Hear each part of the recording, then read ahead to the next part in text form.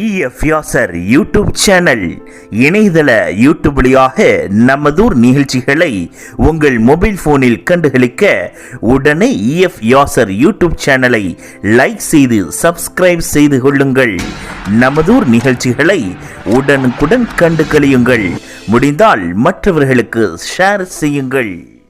தோடு நீராடும் கண்களோடு நெஞ்சம் நிறை பாசத்தோடு மாறாத ஈமானோடு யா ரசூலல்லாஹ் நான் மனமுருகி பாடுகின்றேன். யா ரசூலல்லாஹ் மனமுருகி பாடுகின்றேன். யா ரசூலல்லாஹ் வான்மறையை நெஞ்சில் ஏந்தி வாய்மையினை வாழ்வில் ஏந்தி தீன் குலத்து நாயகமே யா ரசூலல்லாஹ் உங்கள் திருமுகத்தை காண வேண்டும். யா ரசூலல்லாஹ் திருமுகத்தை காண வேண்டும். யா ரசூலல்லாஹ் வாழும் நெறி வகுத்தளித்து வாழ்ந்து காட்டி விளங்க வைத்து வானம் சென்று இறையை கண்ட யா ரசூலல்லாஹ்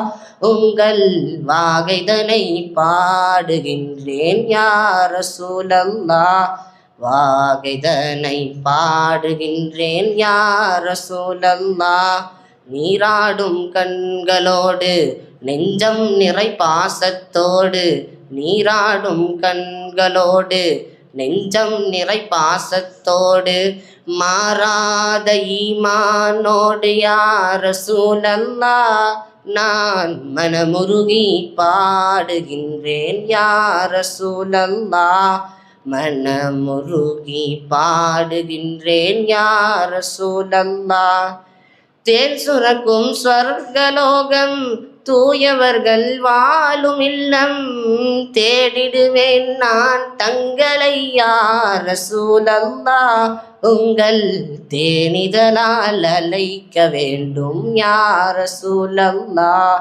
தேனிதழால் அழைக்க வேண்டும். யா ரசூலல்லாஹ் அகிலம் தோன்றி ஜீவனாகி ஆண்டவனின் தூதராகி புகழுலகில் ஆட்சி செய்யும் யா ரசூலல்லாஹ் உங்கள் புன்னகையை நான் லயிப்பேன். யா ரசூலல்லாஹ் புன்னகையை நான் லயிப்பேன். யா ரசூலல்லாஹ் பாதை மாறி சென்றிடாமல் பாதுகாத்து இங்கே எம்மை நீதி கூறும் மறுமை நாளில் யா ரசூலல்லாஹ் நான் நல்லோரோடு வாழ வேண்டும். யா ரசூலல்லாஹ் நல்லோரோடு வாழ வேண்டும். யா ரசூலல்லாஹ் நீராடும் கண்களோடு நெஞ்சம் நிறை பாசத்தோடு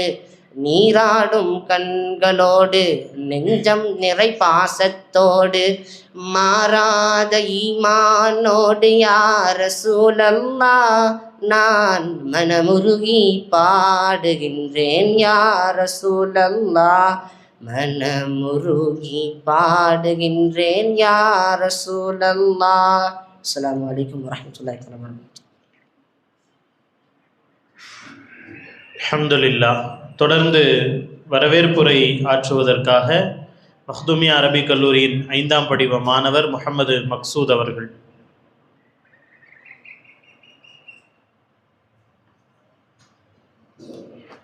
அஸ்ஸலாமு அலைக்கும் வரஹ்மத்துல்லாஹி தஆலா வபரகாத்துஹு.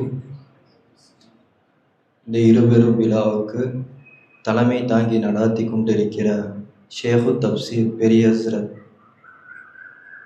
அவர்களையும் நடுவராக வந்திருக்கிற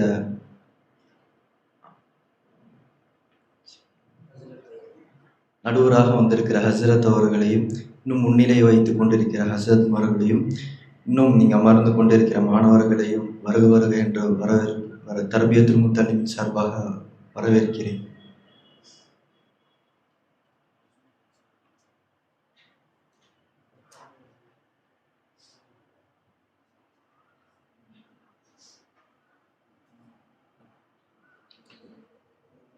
அல்ஹம்துலில்லாஹ். ஒவ்வொரு ஆண்டும் இந்த அரபு கல்லூரி சமுதாயத்தினுடைய தலையெழுத்தை மாற்றுகிற 2 பெரு ஆயுதங்களை மாணவர்கள் வசம் ஒப்படைக்க வேண்டும் என்கின்ற நோக்கிலே எழுத்தாற்றலையும் பேச்சாற்றலையும் வளர்த்து சமூக பணிக்கு மஹ்தூமிகளை வழியனுப்பி வருகிறது. அந்த அடிப்படையிலே இந்த ஆண்டும் ஒரு அழகான அல்பயான் கையேட்டு பிரதி மாணவர்களால் எழுதப்பட்டிருக்கிறது.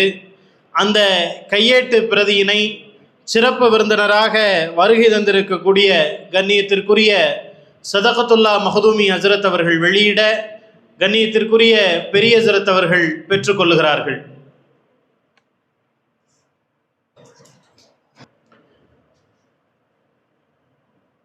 தனது தகுதிமிக்க பேச்சாற்றலின் மூலமாக தமிழகம் முழுவதும் வலம் வந்து கொண்டிருக்கக்கூடிய ஒரு ஆளுமை மிக்க பேச்சாளர். ஓதுகிற காலம் தொட்டே மதரசாவின் மீதும் உஸ்தாது பெருமக்கள் மீதும் பேரன்பும் பெரும் அவாவும் கொண்டிருக்கக்கூடிய ஒரு மாண்பாளர். இதே அரபு கல்லூரியில் உங்களை போன்று மாணவர்கள் இடத்தில் அமர்ந்து இன்றைக்கு ஜமாத்துல் உலமாவினுடைய மிக முக்கிய பொறுப்புகளின் அளவு உயர்ந்து சமூகத்திலே பணி செய்து கொண்டிருக்கக்கூடிய கண்ணியத்திற்கும் மிகுந்த மரியாதைக்கும் உரிய சதகத்துல்லா மஹ்தூமி ஹசரத் அவர்களிடத்திலே இந்த அரங்கம் ஒப்படைக்கப்படுகிறது. அஸ்ஸலாமு அலைக்கும் வரஹ்மத்துல்லாஹி வபரகாத்துஹு.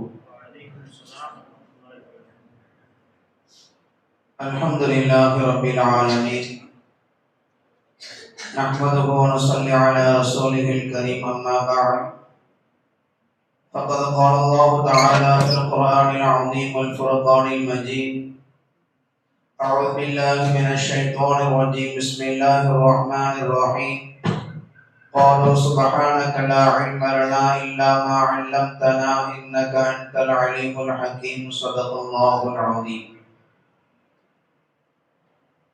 எல்லா புகழும் அல்லாஹ் ஜல்ல ஷானஹு தஆலா ஒருவனுக்கு உரித்தாகட்டுமாக. நம்முடைய உயிரினும் மேலான கண்மணி நாயகம் ஸல்லல்லாஹு அலைஹி வஸல்லம் அவர்களின் மீதும் அவர்களின் வழிவந்த சஹாபாக்கள், தாபிஈன்கள், தபஅ தாபிஈன்கள், ஷுஹதாக்கள், சாலிஹீன்கள், குறிப்பாக இந்த மஜ்லிஸில் ஒன்று கூடியிருக்கக்கூடிய நம் அனைவரின் மீதும் அல்லாஹ்வினுடைய அன்பும் அருளும் கருணையும் என்றும் நிறைவாக உண்டாகட்டுமாக. ஆமீன். கண்ணியத்திற்கும் மிகுந்த மரியாதைக்கும் உரிய என்னுடைய உஸ்தாத்மார்கள் அவர்களுக்கும், என்னுடைய தாய் கல்லூரி மஹ்தூமியா அரபிக் கல்லூரியினுடைய முதல்வர் மற்றும் ஆசிரியர் பெருமக்கள் அனைவர்களுக்கும், கல்லூரியில் கல்வி பயிலக்கூடிய மாணவர்கள் மற்றும் இந்த நிகழ்வில் சங்கமித்திருக்கக்கூடிய அனைவருக்கும் முதன்மையாக மீண்டும் ஒரு முறை அன்பினுடைய சலாம். அஸ்ஸலாமு அலைக்கும் வரஹ்மத்துல்லாஹி வபரகாத்துஹு. அல்லாஹ்வின் பேரருளால்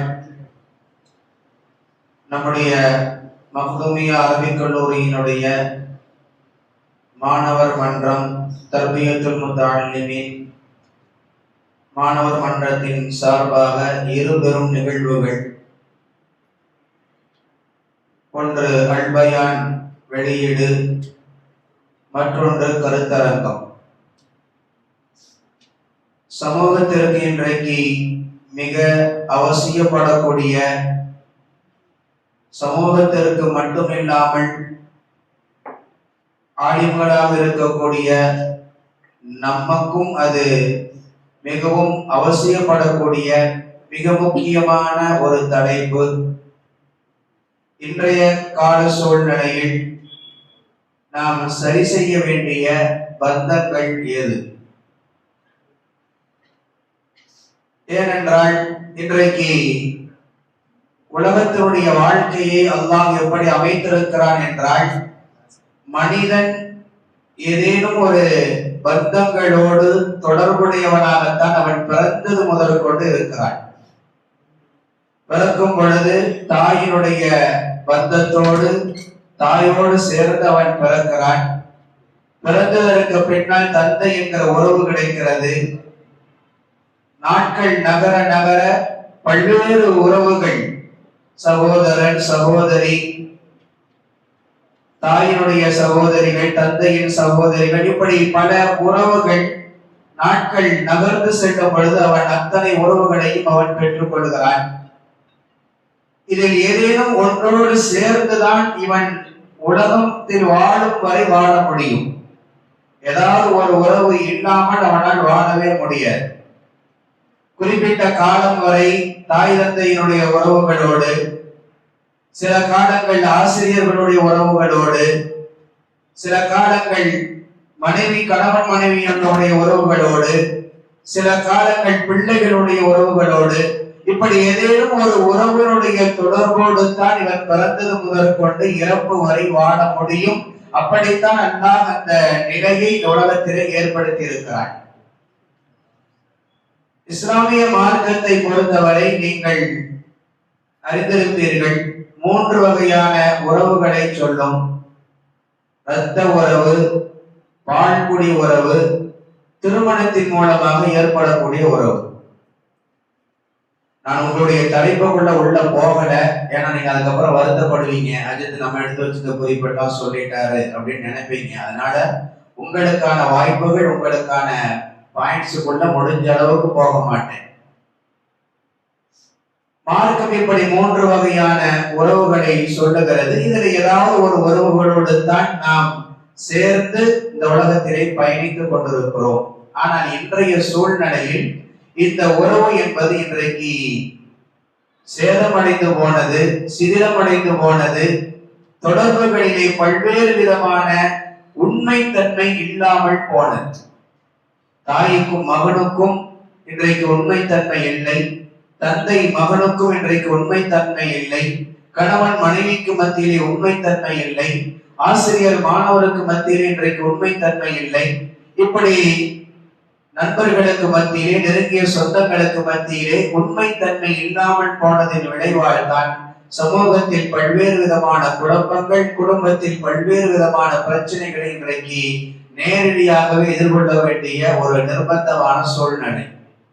அதனால் இவைகள் எதை சரி செய்ய வேண்டும் என்பது பற்றி தனித்தனியாக ஒவ்வொருவர்களுக்கும் இங்கு தலைப்புகள் தரப்பட்டு, ஒவ்வொருவர்களும் தாயும் பிள்ளையும் என்கிற ஒரு தலைப்பிலும், தந்தையும் தனையர்களும் என்கிற தலைப்பிலும், ஆசிரியர் மாணவர் என்கிற ஒரு தலைப்பிலும், கணவன் மனைவி என்கிற தலைப்பிலும், உற்றார் உறவினர்கள் என்கிற உடன்பிறந்தவர்கள் என்கிற தலைப்பிலும் இப்பொழுது நாம் தனித்தனியாக இதனுடைய கருத்துக்களை நாம் கேட்க இருக்கிறோம். அல்லாஹ் உங்கள் அனைவர்களுக்கும் அருள் புரிவானாக. நீங்கள் பேசுங்கள்.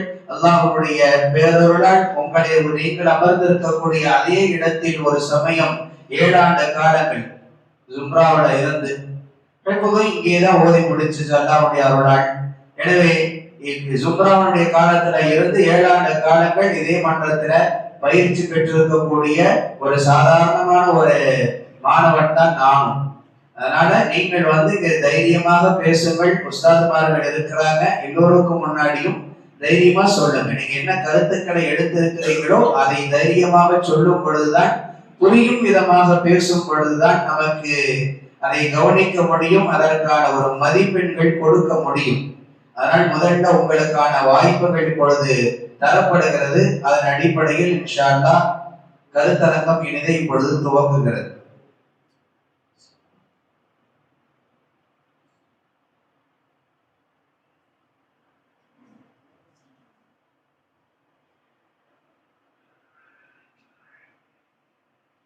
இன்றைய காலத்தில் சரி செய்ய வேண்டிய பந்தங்கள் எது என்கிற தலைப்பிற்கு பதிலாக முதல் பேச்சாளராக தாயும் பிள்ளைகளும் என்கிற தலைப்பின் கீழ் முகமது நூருல் தாஹா அவர்கள் பேச வருகிறார்.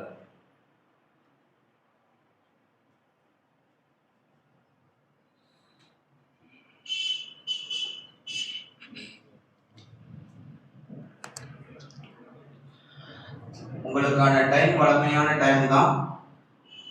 10 நிமிஷம் 8 நிமிஷத்துல ஒரு பெல் அடிக்கப்பட்டு இன்ஷா அல்லாஹ் அடுத்த 2 நிமிடத்துக்குள்ளாக பேச்சை நிறைவு செய்து. السلام عليكم ورحمة الله وتعالى وبركاته. الحمد لله رب العالمين والعاقبة للمتقين والصلاة والسلام على سيدنا الأنبياء والمرسلين أما بعد. وقال الله تعالى في القرآن المعتبر: فأعوذ بالله من الشيطان الرجيم بفضل بسم الله الرحمن الرحيم. وقضى ربك ألا تعبدوا إلا إياه وبالوالدين إحسانا. وقال النبي صلى الله عليه وسلم: الجنة تحت أقدام الأمهات أو كما قال عليه الصلاة والسلام.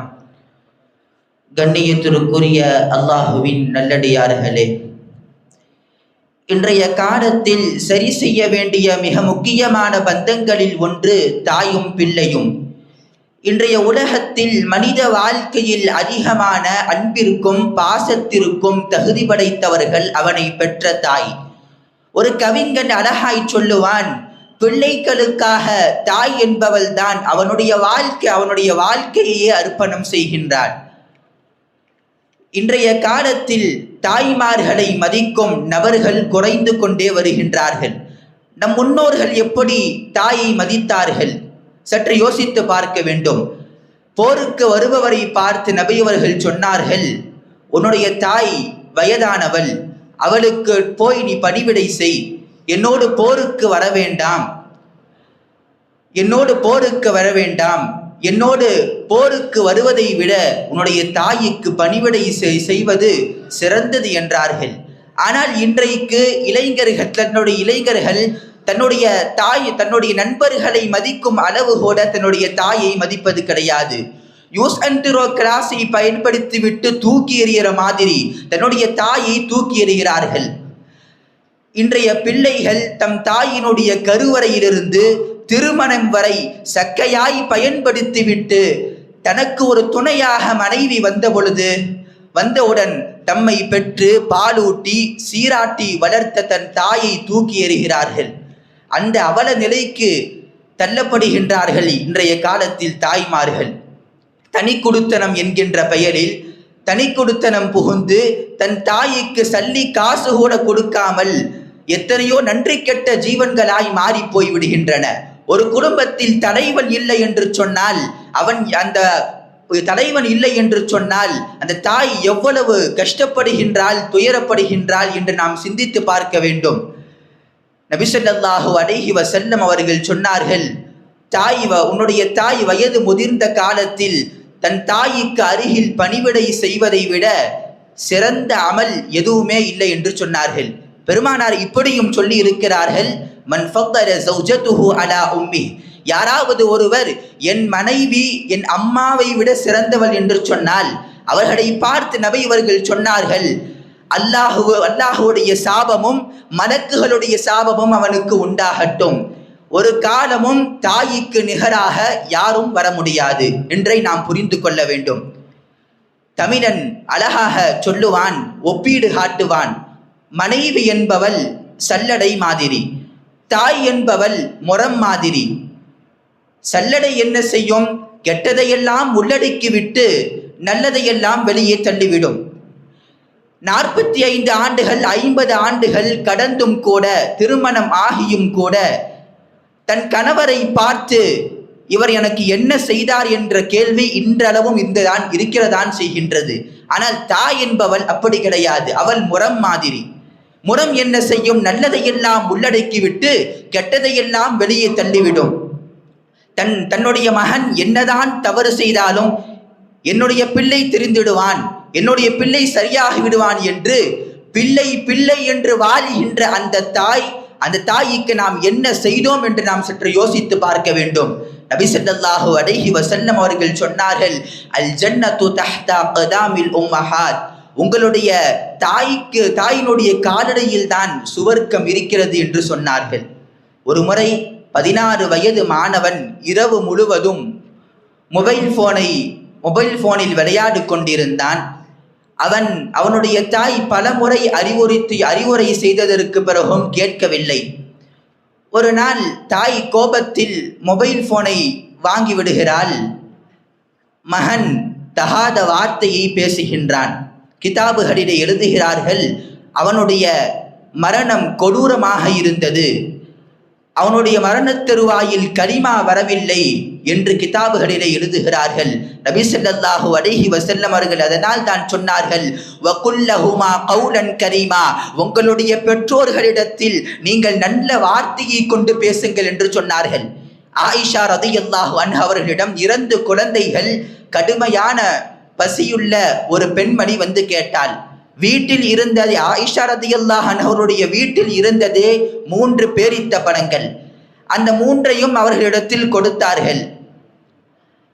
2 பேரித்த பழங்கள் தன்னுடைய பிள்ளைகளுக்கு கொடுத்து, ஒரு பேரித்த பழத்தை தான் சாப்பிடும் பொழுது பிள்ளைகள் சற்று பார்க்கிறார்கள். அங்குதான் ஒரு தாய்மையினுடைய அருளையும் கருணையும் நம்மால் புரிய முடியும். தன்னிடம் இருந்த பேரித்த பழத்தை 2 துண்டுகளாக ஆக்கி குழந்தைகளுக்கு கொடுத்துவிட்டு தான் பசியோடு இருக்கிறாள்.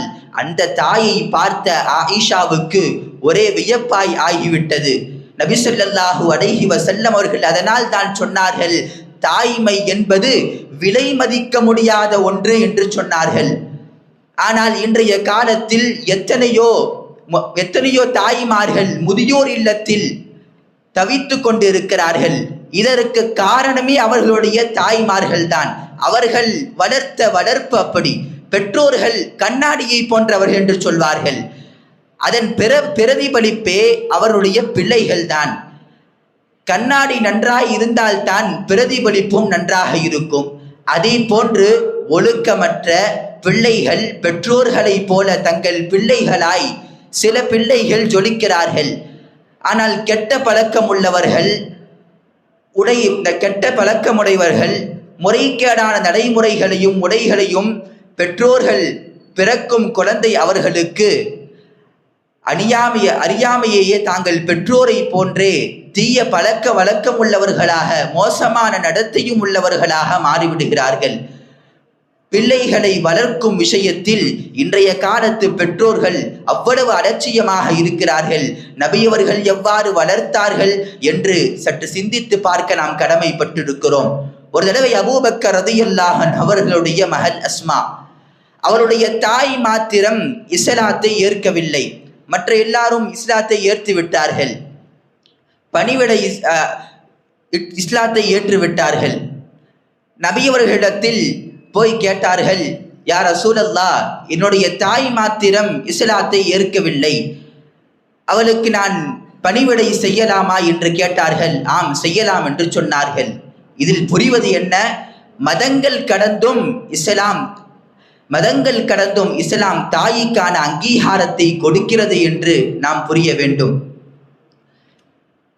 எதை கேட்டோமோ அதன்படி அமல் செய்யக்கூடிய நல்ல பாக்கியத்தை தருவானாக. வாஹிரு தாவானா அனில் ஹம்துலில்லாஹி ரப்பில் ஆலமீன்.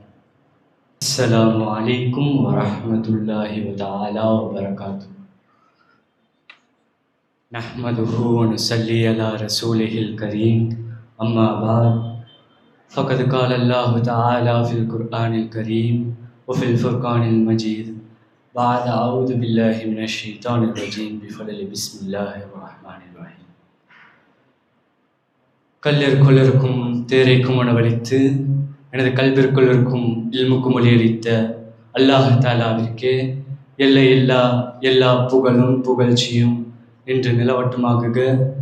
அவனுடைய சாந்தியும் சமாதானமும் எம்முயிருக்கும் மேலான கண்மணி நாயகம் முஸ்தபா நபி ஸல்லல்லாஹு அலைஹி வஸல்லம் அவர்களின் மீதும், அவர்களுடைய குடும்பத்தார்கள், அவர்களுடைய உற்ற சகோதரர்கள், அவர்களுடைய அடிச்சுவற்றை அப்படியே பின்பற்றி வாழ்ந்த உத்தம சத்திய சஹாபாக்கள், தாபிஈன்கள், தாபிஈன்கள், உலமாக்கள், நாதாக்கள், ஷுஹதாக்கள், குத்துபுகள், அக்தாபுகள், இன்னும் மஜ்லிஸில் அமர்ந்திருக்கக்கூடிய அனைத்து நல்லுள்ளங்கள் மீதும் என்றென்றும் நிரப்பமாக நிரந்தரமாக நின்று நிலவட்டுமாக என்று துஆ செய்தவனாக என்னுடைய உரையை ஆரம்பம் செய்கிறேன்.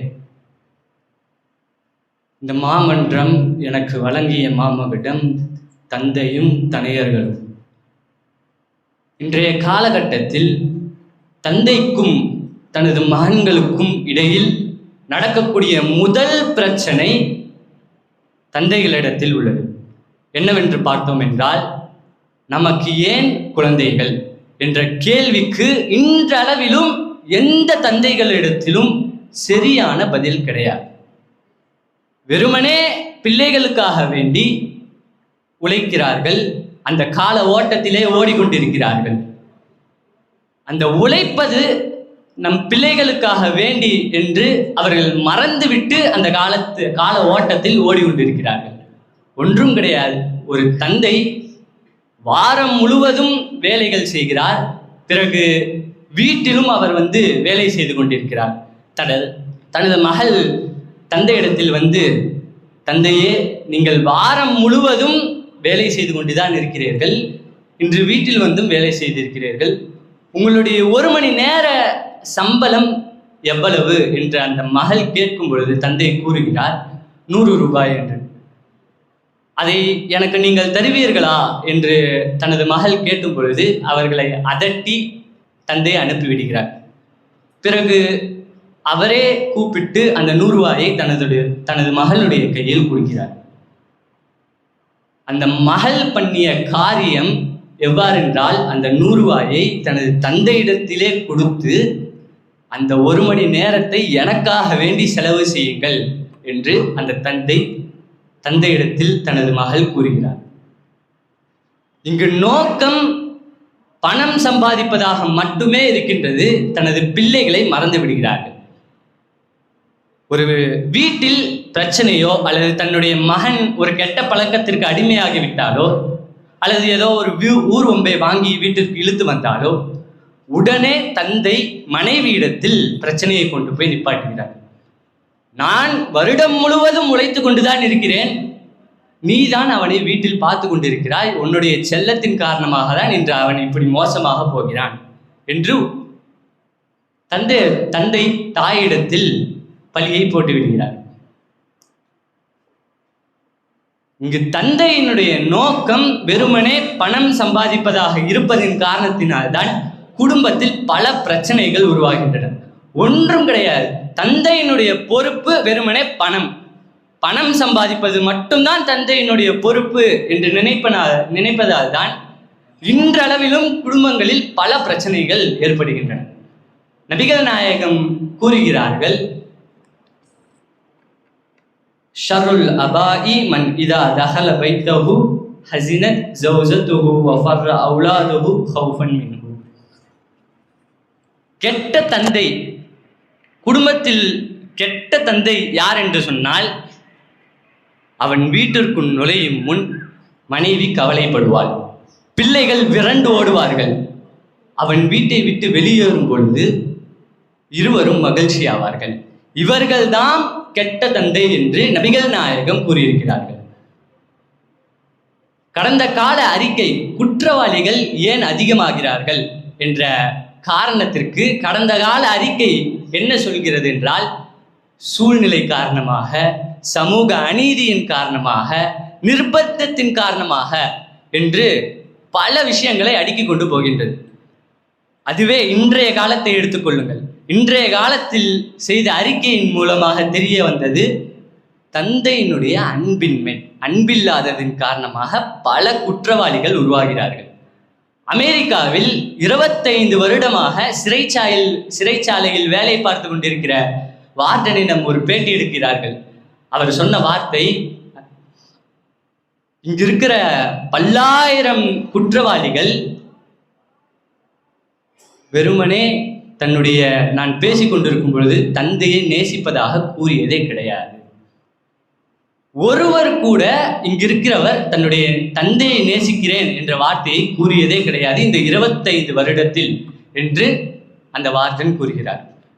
அதே சிறைச்சாலையில் அன்னையர் தினமும் தந்தையர் தினம் 2 தினங்களில் வாழ்த்து அட்டை கொடுக்கப்படுகின்றன. இது உங்கள் வீட்டிற்கு அனுப்பப்படும், இதில் நீங்கள் எது வேணாலும் எழுதி கொடுக்கலாம் என்று 2 வாழ்த்து அட்டை கொடுக்கப்படுகின்ற ஒவ்வொரு நாளும் அன்னையர் தினத்தன்று எதிர்பார்க்க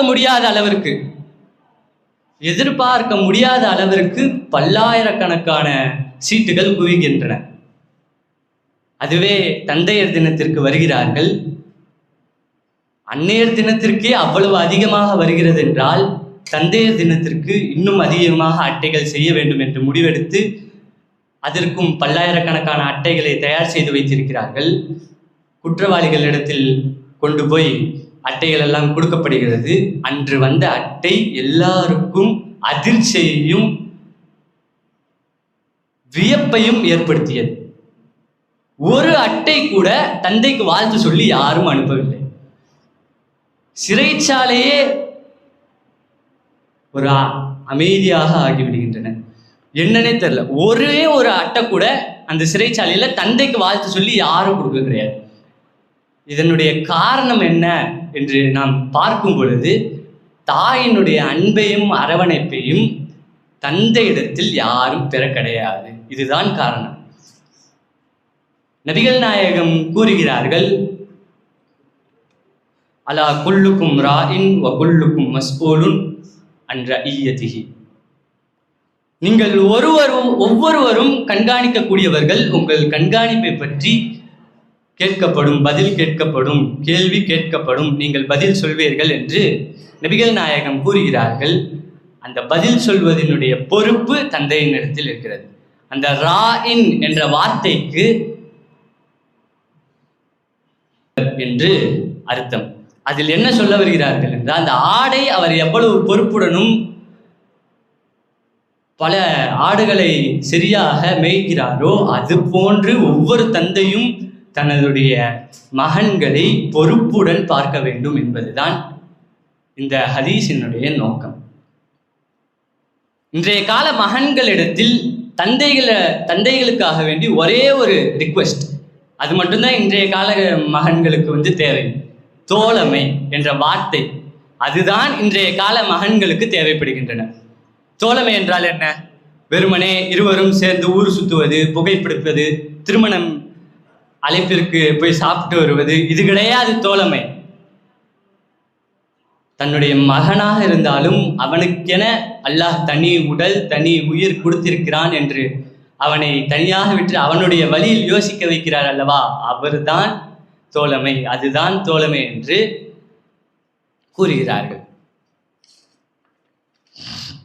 அல்லாஹ் தாலா தன்னுடைய அருள்மறையாம் திருமறையில் இவ்வாறு கூறுகிறான், வலா தகுல்லஹுமா ஹுஃபின் வலா தன்ஹர்ஹுமா வகுல்லஹுமா கௌலன் கரீமா. உங்களுடைய பெற்றோர்களிடத்தில் உச் என்ற வார்த்தையை கூட கூறிவிடாதீர்கள் என்று அல்லாஹ் தாலா தன்னுடைய அருள்மறையாம் திருமறையிலே கூறியிருக்கிறான். அவர்களை கண்ணியமான வார்த்தைகளை கொண்டு அடையுங்கள் என்று அல்லாஹ் தாலா தன்னுடைய அருள்மறையாம் திருமறையில் கூறுகிறான். ஒவ்வொரு தந்தையினுடைய பொறுப்பு என்னவென்றால், அல்லாஹ் தாலா தன்னுடைய அருள்மறையாம் திருமறையில் இவ்வாறு கூறுகிறான், யா அய்யுஹல்லதீன ஆமனூ கு அன்ஃபுஸகும் வ அஹ்லீகும் நாரா. ஈமான் கொண்டவர்களே, உங்களையும் உங்களுடைய குடும்பத்தார்களையும் நரகத்திலிருந்து பாதுகாத்துக் கொள்ளுங்கள். எப்படி பாதுகாத்துக் கொள்வது? ஒரு தந்தை வெறுமனே மகனுக்கு உணவோ உடையோ கல்வியோ கொடுப்பது அல்ல சொர்க்கத்திற்கு கூட்டி செல்வது. மார்க்கம் என்ன என்று விளக்கி வைப்பது, ஒழுக்கம், இது ஒவ்வொன்றையும் கற்பிக்கும் பொழுதுதான் அவர்கள் சரியான வழியில் சென்றடைகிறார்கள். எனவே நாம் எதை கேட்டோமோ அதன்படி அமல் செய்வதற்கு அல்லாஹ் தாலா தௌஃபிக் செய்வானாக. வாஹிர் தாவானா அல்ஹம்துலில்லாஹி ரப்பில் ஆலமீன். ஆசிரியரும் மாணவர்களும் என்கிற தலைப்பின் கீழ் முஹம்மது அஸ்ஃபர் அவர்கள். அஸ்ஸலாமு அலைக்கும் வரஹ்மத்துல்லாஹி தஆலா பரகாத்துஹு. அல்ஹம்துலில்லாஹி ரப்பில் ஆலமீன் வல் ஆகிபத்து லில் முத்தகீன் வஸ்ஸலாத்து வஸ்ஸலாமு அலா சய்யிதினா முஹம்மதின் வ ஆலிஹி வ ஸஹ்பிஹி அஜ்மஈன். அம்மா பஅத். ஃபக்கத் क़ால அல்லாஹு தஆலா ஃபில் குர்ஆனில் கரீம் வ ஃபில் ஃபுர்கானில் மஜீத் பஅத அஊது பில்லாஹி மினஷ் ஷைத்தானிர் ரஜீம் பிஃபضل பிஸ்மில்லாஹிர் ரஹ்மானிர் ரஹீம். நம் எல்லோரையும் ஒன்று திரட்டி நல்ல விஷயங்களை சொல்வதற்கும் அதை கேட்பதற்கும் வாய்ப்பளித்த எல்லாம் வல்ல அல்லாஹ்வை போற்றி புகழ்ந்தவனாகவும் அவனுடைய அன்பும் எருவரும் எம் பெருமானார் முஹம்மது முஸ்தபா ரசூல் ஸல்லல்லாஹு அலைஹி வஸல்லம் அவர்கள் மீதும் அவர்களின் அச்சுவடுகளை அடிபெறலாமல் பின்பற்றி வாழ்ந்த உத்தம சத்திய சஹாபாக்கள், தாபிஈன்கள், தாபிஈன்கள் ஆகிய அனைத்து நல்லுள்ளங்களின் மீதும் என்றும் நீங்காமல் இருக்கட்டுமாக. ஆமீன். இன்றைய காலத்தில் சரி செய்ய வேண்டிய பந்தங்கள் ஆசிரியரும் மாணவரும். அல்லாஹு தஆலா அறிவை பெரும் பாக்கியமாக வழங்கியுள்ளான். அந்த பாக்கியமாக வழங்கியுள்ள கல்வியை கற்றுக்க கொடுக்கக்கூடிய ஆசிரியரும் அதை பணிவுடன் கற்றுக்கொள்ளக்கூடிய மாணவரும், இந்த இரண்டு நபர்கள் தான் சமுதாயத்தினுடைய பெரும் தூண்களாக விளங்குகிறார்கள். இவர்களுக்கு மத்தியில் அன்பும் மரியாதையும் மற்றும் நம்பிக்கை, இந்த மூன்றும் இந்த இருவருக்கு மத்தியில் இருக்க வேண்டும். நபிகள் நாயகம் ஸல்லல்லாஹு அலைஹி வஸல்லம் அவர்கள் கூறினார்கள், லைஸ மின்னா லம் யர்ஹம் சகீரனா வ யுவக்கர் கபீரனா. யார் ஒருவர் சிறுவருக்கு மரியாதை செய்யாமலோ பெரியவரை மரியாதை செய்யாமல் இருக்கிறாரோ அவர் நம்மை சார்ந்தவர் அல்ல என்று. நாம் கவனிக்கக்கூடிய விஷயம், இன்றைய காலத்தில் இருக்கக்கூடிய மாணவர்கள் தன்னுடைய ஆசிரியரிடம் எவ்வாறு நடந்து கொள்கிறார்கள். ஒரு பள்ளி ஆசிரியர் தமது மாணவர்களிடம் கூறுகிறார்கள், மாணவர்களே, வகுப்பறையில் யாரும் மொபைல் ஃபோனை எடுத்து கொண்டு வர வேண்டாம் என்று. அந்த மாணவர்கள் ஆசிரியர் சொன்ன அந்த வார்த்தையை ஏற்காமல் போனது மட்டும் இல்லாமல் அலைபேசியையும் எடுத்து வந்து அந்த ஆசிரியரை தவறான முறையில் வீடியோ எடுத்து வலைத்தளங்களில் பதிவு செய்தார்கள். இதை பார்த்த அந்த ஆசிரியர் மனம் நொறுங்கி போனார். பிறகு அந்த மாணவர்கள் அந்த ஆசிரியரிடம் மன்னிப்பு கேட்டார்கள். இருந்தாலும் அங்கு அந்த ஆசிரியருடைய மனம் நொறுங்கியது அல்லவா, அது ஒருபோதும் அவனை மேலே கொண்டு செல்லாது. புகாரா நாட்டில் ஒரு ஆசிரியர் தன்னுடைய மாணவர்களுக்கு பாடம் நடத்தி கொண்டிருக்கிறார்கள். திடீரென பாடத்துக்கு இடையில் எழுந்து நிற்கிறார்கள், பிறகு அமர்கிறார்கள். இதே தொடர்ந்து நடந்தது. இதை பார்த்த மாணவர்கள் கேட்டார்கள், ஆசிரியர் அவர்களே, ஏன் இவ்வாறு செய்தீர்கள், என்ன ஆனது கேட்டபோது அந்த ஆசிரியர் அவர்கள் கூறினார்கள், என்னுடைய ஆசிரியருடைய மகனார் இங்கு பக்கத்திலே விளையாடி கொண்டிருக்கிறார், அதுவும் அந்த வகுப்பறை அருகாமையில் விளையாடி கொண்டிருக்கிறார். அவர் சற்று தம்முடைய அந்த வகுப்பறைக்கு அருகில் வந்து விடுகிறார். அந்த மகனாருக்கு நான் மரியாதை செய்யும் வகையில் எழுந்து நின்றேன் என்று கூறினார். ஹிதாயா எனும் பெரும் நூலை கொடுத்தவர் புர்ஹானுதீன் ரஹிமஹுல்லா அவர்கள்.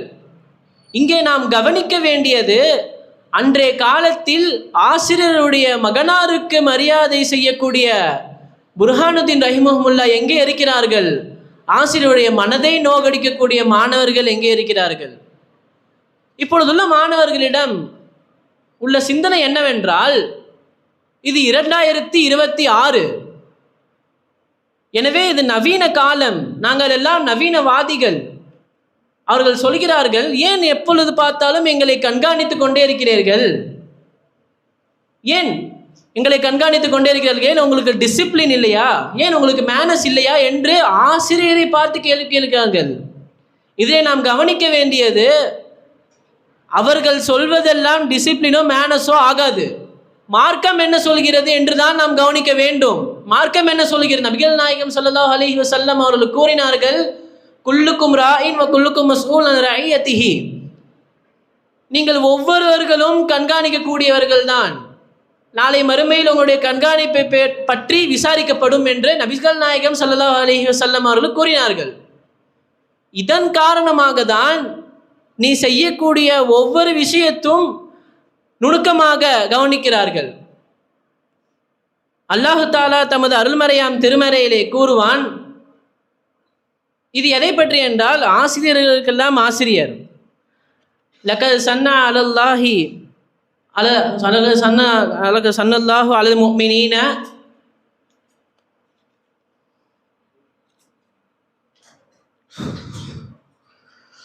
அல்லாஹ் தஆலா இந்த உம்மத்திற்கு உங்களிலிருந்தே ஒரு தூதரை அனுப்பினான். எதற்காக என்றால் யுஅல்லிஹுமுல் கிதாப வல் ஹிக்மா, அவனுடைய வேதத்தை கற்பிப்பதற்காகவும் அவனுடைய ஞானத்தை கற்பிப்பதற்காகவும். நபிகள் நாயகம் ஸல்லல்லாஹு அலைஹி வஸல்லம் அவர்கள் கூறினார்கள், இன்னமா புஅஸ்து முஅல்லிமன், நான் ஆசிரியராகவே அனுப்பி வைத்துள்ளேன், நான் ஆசிரியராகவே அனுப்பப்பட்டுள்ளேன் என்று கூறினார்கள். ஒரு முறை பள்ளிவாசலுக்கு வெளியில் ஒரு காட்டு அரபி சிறுநீர் கழித்தார். அதை பார்த்த நபி ஸல்லல்லாஹு அலைஹி வஸல்லம் அவர்களும் கூர்ந்த சஹாபாக்கள் கொந்தளித்த அந்த நபரிடம் நீங்கள் என்ன செய்கிறீர்கள் என்று கோபமாக கேட்க போன போது நபி ஸல்லல்லாஹு அலைஹி வஸல்லம் தடுத்தார்கள். கொஞ்சம் பொறுமையாக இருங்கள், அவர் சிறுநீர் கழித்து கொண்டிருக்கிறார், அவர் முதலில் இந்த தேவையை முழுவதுமாக முடித்து கொள்ளட்டும் என்று கூறி தடுத்து வைத்தார்கள். அந்த நபரும் சிறுநீர் கழிக்கிறார். பிறகு அதை சுத்தம் செய்த பிறகு வந்தார்.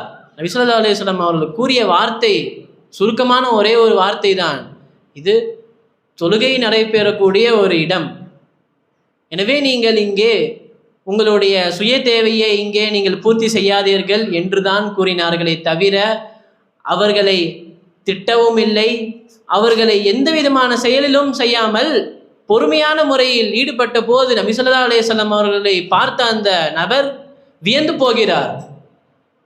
எந்த அளவுக்கு என்றால், இவர் இவ்வளவு எளிமையான முறையிலே இவ்வளவு அழகான முறையிலே நமக்கு இதை சொல்றாரே என்று.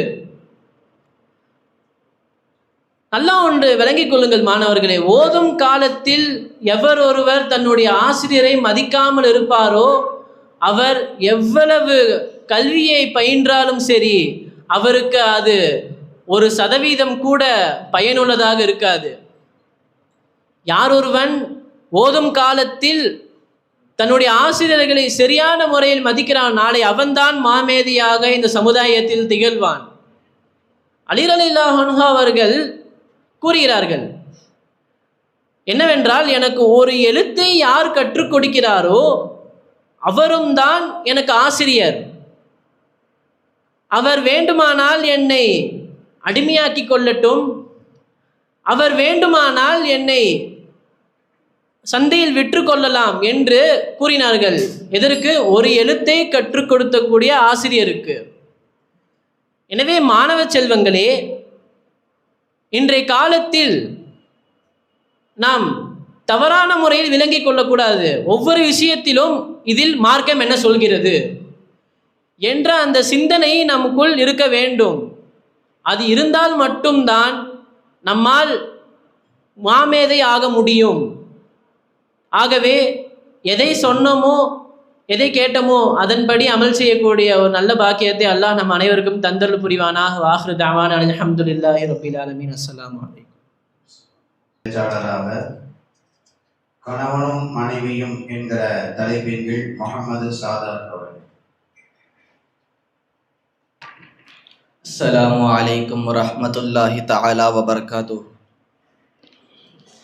அல்ஹம்துலில்லாஹி ரப்பில் ஆலமீன் வல் ஆகிபத்து லில் முத்தகீன் வஸ்ஸலாத்து வஸ்ஸலாமு அலா சய்யிதினா முஹம்மதின் வ அலா ஆலிஹி வ ஸஹ்பிஹி அஜ்மஈன். அம்மா பஅத்.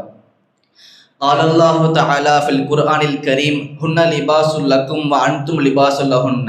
وقال النبي صلى الله عليه وسلم لا يفرق مؤمن مؤمنة إذا كره منها خلقا رضي منها آخر أو كما قال عليه الصلاة والسلام. இவ்வுலகத்தை படைத்து பரிபாலிக்கின்ற வல்லையக இறைவனாகிய அல்லாஹு தஆலா ஒருவனுக்கு உரித்தாகட்டுமாக. அவரின் அடிச்சுவற்றை பெசராமல் பின்பற்றி வந்த சத்திய சஹாபாக்கள், தாபிஈன்கள், தபா தாபிஈன்கள், நாதாக்கள், ஷுஹதாக்கள், வலிமார்கள், குறிப்பாக இங்கு அமர்ந்திருக்கின்ற நம் அனைவரின் மீதும் உண்டாகட்டுமாக. இன்றைய காலத்தில் சரி செய்ய வேண்டிய பந்தங்கள் எது? இஸ்லாமிய கண்ணோட்டத்தில் ஒரு பார்வை, கணவன் மனைவி என்ற தலைப்பின் கீழ் பேச வந்துள்ளேன். அல்ஹம்துலில்லாஹ். திருமணம் என்பது ஒரு மனிதனுடைய வாழ்க்கையில் எடுப்பான மாற்றங்களையும் பெரிய பொறுப்புகளையும் அளிக்கின்றது. இந்த திருமணம் என்ற பந்தத்தின் மூலம் கணவனுக்கும் மனைவிக்கும் மத்தியிலே பெரிய ஆத்மார்த்தமான ஒரு இணைப்பை உருவாக்கி கணவனுக்கு மனைவி மீது பொறுப்புகளையும் மனைவிக்கு கணவனின் மீது பொறுப்புகளையும் இந்த திருமணம் என்ற பந்தம் அளிக்கின்றது. அல்லாஹ் தஆலா அந்த திருவசனத்தில் சொல்லி காண்பிப்பான், ஹுன்ன லிபாசுல்லக்கும் அன்தும் லிபாசுல்லஹுன்ன. மனைவிமார்கள் கணவன்களுக்கு ஆடையாகவும் கணவன்மார்கள் மனைவிகளுக்கு ஆடையாகவும் இருக்கின்றார்கள் என்று அல்லாஹ் தஆலா சொல்லி காண்பிப்பான். இதிலிருந்து நாம் விளங்கிக் கொள்ள வேண்டியது என்னவென்று சொன்னால், ஒரு ஆடை என்பது மனிதனிடத்தில் முதலில் மானத்தை மறைக்கின்றது, இரண்டாவது அழகை கூட்டி காட்டுகின்றது. இது மட்டும் அல்லாமல் அந்த ஆடை இறுக்கமாகவோ அல்லது தளர்வாகவோ இருந்தது என்று சொன்னால் அந்த மனிதனுக்கு அந்த ஆடை எவ்வளவு அசிங்கமாக இருக்குமோ, எவ்வளவு கேவலமாக இருக்குமோ, அதே போன்றுதான் ஒரு மனிதனுடைய வாழ்க்கையிலே கணவன் மனைவி என்ற உறவு என்பது இருக்கின்றது என்று சொல்லி காண்பிப்பார்கள். இச்சூழலிலே இவ்வாறு இருக்கின்றதா என்பதை சிந்தித்து பார்க்க நாம் கடமைப்பட்டிருக்கிறோம். ஒரு கணவன் வேறு ஒரு பெண்ணோடோ ஒரு மனைவி வேறு ஒரு ஆணோட தொடர்பு கொண்டார்கள் என்று சொன்னால் அந்த வாழ்க்கையினுடைய இறுதி முடிவு தலாக்காக தான் போய் முடியும் என்று விளங்குகின்றது. இது மட்டுமல்லாமல் மக்களுக்கு மத்தியிலே கணவன் மனைவியுடைய தலாக் என்பது இஸ்லாத்தில் மாத்திரம்தான் அதிகமாக நிகழ்கின்றது என்பதை ஒரு பேச்சு இருக்கின்றது. நடைமுறையில் என்னென்ன பிரச்சனைகள் இந்த கணவன் மனைவி மத்தியில் இருக்கின்றது என்று சிந்தித்து பார்க்க கடமைப்பட்டிருக்கிறோம். முதலாவதாக செல்போன் மூலமாக ஒரு கணவன் தன்னுடைய வேலைகளை முடித்துவிட்டு தன்னுடைய கவனத்தை முழுவதுமாக செல்போனிலே செலுத்தி கொண்டிருக்கின்றான். தன்னுடைய மனைவிகள் இடத்திலோ தன்னுடைய பிள்ளைகள் இடத்திலோ அவன் பாசமாக பேசுவதோ அன்பு செலுத்துவதோ நேரம் கழிப்பதோ என்று எந்த விஷயங்களும் அல்லாமல் தன்னுடைய கவனத்தை முழுவதுமாக செல்போனில் செலுத்திக் கொண்டிருக்கிறான். இவ்வாறு இருந்து கொண்டே இருந்தது என்று சொன்னால் அந்த வாழ்க்கையில் எவ்வாறு சிறப்பு இருக்கும், அந்த வாழ்க்கையில் எவ்வாறு சுகம் இருக்கும், அந்த வாழ்க்கையில் எவ்வாறு ருசி இருக்கும் என்பதை சிந்தித்து பார்க்கின்றோம். இதற்கு ஒரு எடுத்துக்காட்டு உதாரணத்தை நாம் தெரிந்து கொள்ள கடமைப்பட்டு இருக்கின்றோம். சில வருடங்களுக்கு மும்பையில் நடந்த ஒரு நிகழ்வு. ஒரு பெண் ஒரு ஆண் திருமணம் முடித்து வருகின்றார், காதலித்து திருமணம் முடித்து வருகின்றார்கள். அந்த மனைவியுடைய சிந்தனையில் தன்னுடைய கணவனோடு இவ்வாறு வாழ வேண்டும், தன்னுடைய வாழ்க்கையை இவ்வாறு அமைத்துக் கொள்ள வேண்டும் என்ற சிந்தனை இருக்கின்றது. ஆனால் அந்த கணவனுடைய சிந்தனையிலே இருப்பதை நாம் பார்க்க வேண்டும். அந்த கணவனை சிந்திக்கிறான், நாம் அதிகமாக வேலை செய்து அதன் மூலமாக சம்பாதித்து சொந்த வீடுகளையும் சொந்த கடைகளையும் சொந்தமாக பிசினஸ் செய்து தன் வாழ்க்கையை சிறப்பாக அமைத்துக் கொள்ள வேண்டும் என்ற சிந்தனை மாத்திரம்தான் அந்த கணவனிடத்திலே இருக்கின்றது. அப்போது பாருங்கள், அந்த மனைவி அந்த கணவனோடு எவ்வாறு சிறப்பாக வாழ முடியும். சில நாட்கள் கழித்து அந்த கணவர் 6 மணிக்கு காலையில் வேலையை சென்று விட்டால் இரவு 9 மணிக்கு மாத்திரம்தான் வீட்டுக்கு வருவார். தன்னுடைய மனைவி அவரிடத்திலே ஆர்வமாக பேச வந்தாலோ அன்பு செலுத்த வந்தாலோ அதை கண்டு கொள்ளாமல் பொடுபோக்குத்தனமாக விட்டு விடுகின்றார். இவ்வாறு இருக்க ஒரு முறை அவருக்கு வேலைக்காக வேண்டி துபாய் ட்ரிப் ஏற்படுகின்றது. அப்போது தன்னுடைய மனைவிடத்தில் சொல்வார், எனக்கு இந்த மாதிரி சூட்கேஸ் நீ பேக் செய்யணும், அந்த மாதிரி துபாய்க்கு போகணும் என்று சொல்றாரு. உடனே மனைவி என்ன நினைக்கிறாங்க, நம்மளையும் அவர் அழைத்து செல்வார் போல, நம்மளையும் அப்படியே ஹனிமூன் கூட்டிட்டு போவார்னு நினைச்சு தனக்கும் சூட்கேஸ் பேக் செய்யறாங்க. மறுநாள் கணவர் கேட்கிறார் தன்னுடைய மனைவி இடத்துல சூட்கேஸ் கூட அப்படின்னு கேட்கும்போது கணவன் இடத்துல ஒரு சூட்கேஸை கொடுத்துட்டு மனைவி ஒரு சூட்கேஸ் எடுக்கிறாங்க. இந்த சூட்கேஸ் யாருக்கு அப்படின்னு கேட்கும் போது என்னையே நீங்க கூட்டிட்டு போறீங்கன்னு நினைச்சு நான் எடுத்திருக்கேன் அப்படின்னு கணவனுக்கு சரியான கோவம் வந்துடுது. உடனே மனைவி பிடிச்சி கடுமையான வார்த்தைகளை கொண்டு திட்டிடுறாரு. உடனே மனைவி அழுதுகிட்ட போயிடறாங்க. அவர் துபாய்க்கு போயிடுறாரு. அப்ப அவருக்கு சிந்தனை வருது, நம்ம 6 மாதங்களாக தன் மனைவியோடு வாழ்ந்திருக்கிறோம், ஆனால் ஒரு முறை கூட அவர் இடத்திலே நம் நேரம் கழிக்காமல் அன்பு செலுத்தாமல் இருந்து அவர்களுக்கு எவ்வளவு தனிமை இருக்கும் என்று சிந்திக்கிறார். பிறகு தன்னுடைய மனைவி இடத்திலே நம்ம அவர்களுக்கு அதிர்ச்சி கொடுப்போம், அவருக்கு ஊருக்கு வரதை நம்ம சொல்ல வேண்டாம், வீட்டிற்கு அவருக்கு அதிர்ச்சி கொடுத்து நம்ம அவரிடத்தில் மன்னிப்பு கேட்போம், நம்முடைய வாழ்க்கையை சிறப்பாக்கி வைப்போம் என்று வீட்டிற்கு செல்வார். அப்பொழுது அந்த தன்னுடைய வீட்டினுடைய கதவை திறந்து பார்த்தால் மனைவி வேறொரு ஆணோடு சிரித்து பேசிக் கொண்டிருப்பதை பார்த்து கணவன் மிகவும் குமரி அழுது அங்கிருந்து வெளியேறுவான். இதை பார்த்துவிட்டு மனைவி ஓடி வந்து தன்னுடைய கணவனுடைய கையை பிடிப்பாள். தன் கணவன் கையை உதறி செல்லிவிட்டு வெளியே சென்று விடுவான். சில நேரங்கள் கழித்து மனைவியை மன்னித்து நம்ம வாழ்க்கையை சிறப்பாக்கிக்கலாம் என்று திருப்பி வீட்டிற்கு வரும் பொழுது மனைவி தூக்கிலிடப்பட்டதை பார்த்து குமரி அழுவான். இந்த சம்பவத்திலிருந்து நாம் விளங்கிக் கொள்ள வேண்டியது என்னவென்று சொன்னால், ஒரு கணவன் தன் மனைவியிடத்திலே அன்பு செலுத்துவது எவ்வளவு முக்கியம் என்பதை சிந்தித்து பார்க்க வேண்டும். ஆயிஷா ரலியல்லாஹு அன்ஹா அவர்களுடைய மாதவிடாய் காலத்தில் ஆயிஷா ரலியல்லாஹு அன்ஹா அவர்கள் ஒரு பாத்திரத்தை தண்ணீரை குடித்துக் கொண்டிருக்கின்றார்கள். நபி ஸல்லல்லாஹு அலைஹி வஸல்லம் அவர்கள் அப்பொழுது அங்கு வந்து ஆயிஷா ரலியல்லாஹு அவர்கள் குடித்த அந்த பாத்திரத்திலே தன்னுடைய வாயை வைத்து குடித்தார்கள். இதிலிருந்து விளங்குவது என்னவென்று சொன்னால், இப்பொழுதெல்லாம் மாதவிடாய் காலத்திலே தன்னுடைய மனைவியை ஓரமாக ஒதுக்கிவிட்டு கணவன் ஒரு வழியிலோ மனைவி ஒரு வழியிலோ இருந்து விடுகின்றார்கள். ஆனால் நபிகள் நாயகம் ஸல்லல்லாஹு அலைஹி வஸல்லம் அவர்களை சிந்தித்து பாருங்கள், தன்னுடைய மனைவியுடைய மாதவிடாய் காலத்திலும் கூட அவர்களுக்கு எவ்வளவு உறுதுணையாக இருந்தார்கள் என்பதை பாருங்கள். இது மட்டுமல்லாமல் குடிப்பழக்கத்தின் காரணமாக இக்காலத்தில் கணவன் மனைவிக்கு மத்தியில் பிரச்சனை ஏற்படுகின்றது. ஒரு பெண் பேட்டி கொடுக்கிறாள், எனக்கும் என் கணவனுக்கும் நாங்கள் காதலித்து திருமணம் முடித்துக் கொண்டோம். என் கணவன் 1 வருடம் 2 வருடம் நாங்கள் சிறப்பாக சந்தோஷமாக வாழ்ந்து கொண்டிருந்தோம். என் கணவனுக்கு எப்பொழுது குடிப்பழக்கம் ஆரம்பித்ததோ அப்பொழுதிருந்தே எங்களுக்கு முசீபத் வந்து விட்டது. நாங்கள் மிகவும் கஷ்டப்பட்டு இருந்தோம். என் கணவன் என்னை சித்திரவதை செய்து கொடுமைப்படுத்தி கொண்டிருந்தார். ஒரு முறை அவர் என்ன செய்தார் என்று சொன்னால், ஆசிடை எடுத்து என்னுடைய முகத்தில ஊத்த வந்தார். ஏதோ நான் சமாளித்து என்னுடைய முகத்தை காப்பாற்றி விட்டேன். ஆனால் என்னுடைய 2 கண்களை என்னால் காப்பாற்ற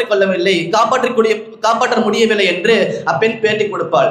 இதிலிருந்து நாம் பார்க்க வேண்டிய ஒரு குடிப்பழக்கம் எவ்வாறு நன்றாக இருந்த அந்த குடும்ப பந்தத்தை, அந்த கணவன் மனைவியுடைய உறவை எவ்வாறு அழித்து விட்டது என்பதை பாருங்கள்.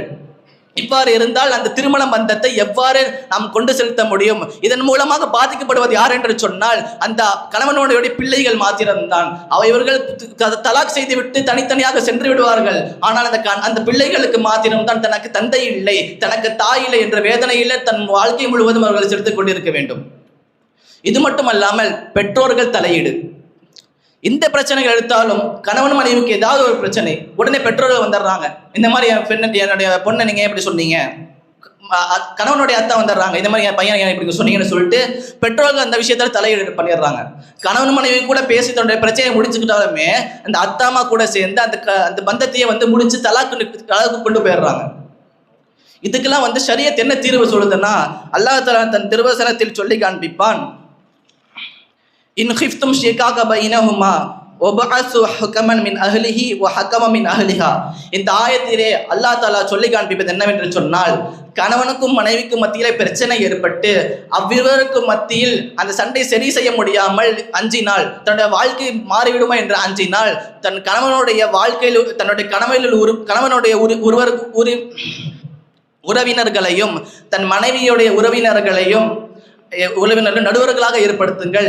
இதன் மூலமாக அந்த வாழ்க்கையில் சண்டை சச்சரவுகள் ஏற்படாமல் இருக்கும் என்று, இதற்கு நான் பொறுப்பார் என்று அல்லாஹ் தஆலா தன் திருவசனத்தில் சொல்லி காண்பிப்பான். இது மட்டுமல்ல, நபிகள் நாயகம் ஸல்லல்லாஹு அலைஹி வஸல்லம் அவர்கள் சொல்வார்கள், கால ரசூலுல்லாஹி ஸல்லல்லாஹு அலைஹி வஸல்லம், ഖൈറുക്കും மின் லி அஹ்லிஹி வ அன ഖൈറുக்கும் லி அஹ்லி. உங்களில் சிறந்த தனது மனைவியாரிடம் சிறந்த முறையில் நடப்பவர் தான் நான் என் குடும்பத்திடம் மிக சிறந்த முறையிலே நடந்து கொண்டேன் என்று நபிகள் நாயகம் ஸல்லல்லாஹு அலைஹி வஸல்லம் அவர்கள் சொல்லி காண்பிப்பார்கள். இது மட்டுமல்லாமல் பொருளாதார விஷயத்திலும் சரி, கணவன் பொருளாதார நெருக்கடியில் இருக்கின்றான். அவனால் சம்பாதித்தால் அவனுடைய கடன்களை அவனால் அடைக்க முடியவில்லை. இவ்வாறு இருந்த சூழ்நிலை அவன் இருக்கின்றான். ஆனால் மனைவி இதை புரிந்து கொள்ளாமல் அவனுக்கு அதிகம் செலவுகளை கொடுக்கின்றாள். இவ்வாறு இருக்கும் பொழுது அந்த கணவனுக்கு எவ்வாறு நிம்மதியாக இருக்கும்? ஒரு மனைவி என்பவள் தன் கணவனுக்கு ஆறுதலாகவும் உறுதுணையாகவும் தானே இருக்க வேண்டும். ஆனால் இவ்வாறு செலவுகளை அவனுக்கு குமித்துக் கொண்டிருந்தால் எவ்வாறு அந்த வாழ்க்கையை அவன் சிறப்பாக கொண்டு செல்வான்? எனவே இன்றைய காலத்தில் சரி செய்ய வேண்டிய பந்தத்தில் முக்கியமானவை கணவன் மனைவி உறவு. இந்த உறவை சிறப்பாக வாழ்வதற்கு அல்லாஹ் தௌஃபீக் செய்வானாக. வாஹிர் தாவானா அல்ஹம்துலில்லாஹி ரப்பில் ஆலமீன். அடுத்ததாக உற்றவர்களும் உடன் பிறந்தவர்களும் என்கிற தலைப்பின் கீழ் காஜா நவாஸ் ஹசன் அவர்கள். நஹ்மதுல்லாஹல் அஸீம் ونصلي ونسلم على رسوله الكريم. قال الله تعالى إنما يتذكر أولو الألباب. صدق الله العلي العظيم. وقال نبينا صلى الله عليه وسلم لن أصاب بمثلك أبدا أو كما قال عليه الصلاة والسلام. எல்லா புகழும் அல்லாஹ் ஒருவனுக்கே உரித்தாகட்டுமாக. அவனது அன்பும் மருதும் எம்பெருமானார் முஹம்மது ரசூலுல்லாஹி ஸல்லல்லாஹு அலைஹி வஸல்லம் அன்னவர்களின் மீதும் அன்னாரை பின்பற்றி வாழ்கின்ற நம் அனைவர்களின் மீதும் உண்டாகட்டுமாக. இன்றைய காலத்தில் சரி செய்ய வேண்டிய பந்தங்கள், உற்றார், உடன் பிறந்தவர் என்ற தலைப்பு. வல்ல இறைவன் தன் வான்மறையில் உற்றார்களோடு உறவினர்களோடு சேர்ந்து வாழ்பவர்களை அடையாளப்படுத்துகின்ற பொழுது இன்னமா யதக்கரு உலுல் அல்பாப், நல்லுபதேசம் பெற்று அதன்படி நடக்கக்கூடிய அறிவுடையவர்கள் என்பதாக அல்லாஹ் அடையாளப்படுத்துகின்றான். அதே திருமறையில் உறவை துண்டித்து வாழ்பவர்களை குறித்து அல்லாஹ் குறிப்பிடுகின்ற பொழுது உலாயிக லஹுமுல் லஅனா வலஹும் சூஉத்தார், அவர்களுக்கு நரக வேதனையும் சாபமும் உண்டு என்பதாக வல்ல இறைவன் குறிப்பிடுகின்றான். இஸ்லாம் உறவினர்களோடு சேர்ந்து வாழ்வதை முன்னுரிமை கொடுக்கிறது. இன்றைய சூழலை பார்த்தால் குறிப்பாக தமிழகத்தில் தென்னிந்தியாவிலே ஆக அதிகமாக தனி குடும்பங்கள் இருக்கக்கூடிய ஒரு மாநிலமாக தமிழகம் இருக்கிறது. கிட்டத்தட்ட 70% அதற்கு மேல் தனி குடும்பங்கள் மாத்திரம் இருக்கிறது என்பதாகவும் 11 விழுக்காடுகளாக ஒன்றாக வாழக்கூடிய கூட்டு குடும்பங்கள் குறைந்துவிட்டது என்பதாக 11 விழுக்காடுகளோடு சுருங்கிவிட்டது என்பதாக ஒரு ஆய்வு அறிக்கை தெரிவிக்கின்றது. அதுபோல் இந்தியாவிலே குடும்ப உறுப்பினர்களுடைய சிறிய அளவு என்பது தமிழகத்தில்தான் உள்ளது என்பதாக 4 நபர்கள் கொண்ட உறுப்பினர்கள் என்பது தமிழகத்தில் தான் அதிகமாக இருக்கிறது என்பதாகவும் ஒரு புள்ளி விவரம் கூறுகிறது. இதற்கான காரணம் என்ன? உறவு முறைகளில் செலுத்த வேண்டிய அணுகுமுறைகளிலும் உரிமைகளிலும் ஏற்பட்ட குறைவு, அது முழுமையாக விடப்பட்டதனுடைய விளைவுதான் இன்றைய சூழல். இந்த புள்ளி விவரங்கள் நமக்கு தெரிவிக்கின்றது. இஸ்லாம் இதற்கு முன்னுரிமை கொடுக்கிறது என்பதை தாண்டி அதன்படி வாழ்ந்தும் நபி ஸல்லல்லாஹு அலைஹி வஸல்லம் அவர்கள் சென்றுள்ளார்கள். பத்ரு போரினுடைய கட்டம், ஹஸரத் அப்பாஸ் ரலியல்லாஹு அன்ஹு அவர்கள் இஸ்லாத்தை ஏற்கவில்லை, காஃபிர்களுடைய எதிர்ப்படையாக கைது செய்யப்படுகிறார்கள். ஹஸரத் அப்பாஸ் ரலியல்லாஹு அன்ஹு அவர்களுடைய உடலில் மேலாடை இல்லாமல் இருக்கிறார்கள். நாயகம் ஸல்லல்லாஹு அலைஹி வஸல்லம் அவர்களால் பொறுத்து கொள்ள முடியவில்லை. ஆடைகளை, பொருத்தமான ஆடையை தன்னுடைய சிறிய தந்தைக்காக வேண்டி தேடுகிறார்கள். யாரோடு எதுவும் பொருந்தவில்லை. ஒரு கட்டத்திற்கு மேல் முனாஃபிக்குகளுடைய நயவஞ்சர்களுடைய தலைவர் அப்துல்லா இப்னு உபை உடைய அந்த ஆடை தான் பொருத்தமாக இருக்கிறது, ஆடையை வாங்கி கொடுக்கிறார்கள். இங்கு கவனிக்க வேண்டிய விஷயம், எதிர்மறையான கருத்தில் ஒரு உறவினர் இருந்தாலும் அவர் மதிக்கப்பட வேண்டியவர் என்பதை நாயகம் ஸல்லல்லாஹு அலைஹி வஸல்லம் மன்னவர்கள் நமக்கு இங்கே உணர்த்துகிறார்கள். இது ஒன்று. அடுத்து அதே பத்ருடைய இரவு அன்று நாயகம் ஸல்லல்லாஹு அலைஹி வஸல்லம் அவர்கள் தூங்கவே இல்லை. சஹாபாக்கள் எல்லாம் என்ன காரணம் என்பதாக கேட்டபோது ஹஸரத் நபி ஸல்லல்லாஹு அலைஹி வஸல்லம் அவர்கள் சொன்னார்கள், என்னுடைய சிறிய தந்தை அப்பாஸ் அங்கு முனகி கொண்டிருக்கின்ற பொழுது நான் எப்படி நிம்மதியாக நான் தூங்க முடியும் என்பதாக ஹஸரத் ஸல்லல்லாஹு அலைஹி வஸல்லம் அவர்கள் சொன்னார்கள். உறவினர்கள் என்பது உயிர் என்பதாக வார்த்தைகளால் சொல்பவர்கள் பலர் உண்டு. ஆனால் அதை வாழ்ந்து காட்டியவர்கள் உத்தம நபி ஸல்லல்லாஹு அலைஹி வஸல்லம் அவர்கள். உஹதுடைய போர்க்களத்தில் ஹஸரத் ஹம்ஸா ரலியல்லாஹு அன்ஹு அவர்கள், நாயகத்தின் சிறிய தந்தை அவர்கள் கொலையும் குத்தியுருமாக அவர்களை பார்த்தபோது ஹஸரத் நாயகம் ஸல்லல்லாஹு அலைஹி வஸல்லம் அவர்கள் சொன்ன வார்த்தை, லன் அஸாத பிமிஸ்லிக அபதா, இது போன்ற ஒரு துன்பத்தை நான் இதுவரை அடைந்ததில்லை. இன்னும் இந்த இடம் எனக்கு கொடுக்கக்கூடிய அந்த துன்பமும் கோபமும் போன்று இதுவரை வேறு எந்த இடமும் எனக்கு கொடுத்ததில்லை என்பதாகவும் ஹஸரத் நாயகம் ஸல்லல்லாஹு அலைஹி வஸல்லம் அவர்கள் சொன்னார்கள். என்று சொன்னால் தன்னுடைய உறவினர் மீது தாங்கள் கொண்ட அந்த அக்கறை, அதன் மூலம் அந்த உறவினர்களுடைய இழப்பின் மூலம் அவர்கள் அனுபவித்த துன்பம் என்பது எவ்வளவு அதிகமாக இருந்தது என்பதை ஹஸரத் நாயகம் ஸல்லல்லாஹு அலைஹி வஸல்லம் அவர்கள் உணர்த்துகிறார்கள். வெறுமனே அக்கறை, அன்பு என்பதை தாண்டி ஹஸரத் நாயகம் ஸல்லல்லாஹு அலைஹி வஸல்லம் அவர்கள் உறவினர்களுக்கு பல்வேறு உதவிகளையும் ஒத்தாசைகளையும் செய்து வந்துள்ளார்கள். ஸல்லல்லாஹு அலைஹி வஸல்லம் அவர்களுடன் இப்னு அப்பாஸ் ரலியல்லாஹு அன்ஹு அவர்கள் சிறு வயதில் உறங்குவார்கள். ஸல்லல்லாஹு அலைஹி வஸல்லம் தொழுவதற்காக, தஹஜ்ஜத் தொழுவதற்காக எழுந்திருக்கின்ற பொழுது இப்னு அப்பாஸ் ரலியல்லாஹு அன்ஹு அவர்களும் எழுந்திருப்பார்கள், பின்னாடி நின்று தொழுகுவார்கள். அப்படி தொழுகின்ற பொழுது ஸல்லல்லாஹு அலைஹி வஸல்லம் அவர்களுக்கு இடப்புறமாக நிற்பார்கள். பின்பற்றி தொழுபவர் 2 நபராக இருக்கின்ற பொழுது இமாமினுடைய வலப்பக்கமாக சற்று பிந்தி நிற்க வேண்டும் என்பது சட்டம். சிறிய வயதின் காரணமாக அவர்கள் ஹஸ்ரத் அவர்கள் அறியாமல் அங்கு நிற்கின்ற பொழுது ஸல்லல்லாஹு அலைஹி வஸல்லம் அன்னவர்கள் ஒரு தலையை பிடித்து தன்னுடைய பின்புறமாக அப்படி இழுத்து வந்து வலப்பக்கத்தில் நிற்க வைத்தார் என்பதாக வருகின்றது.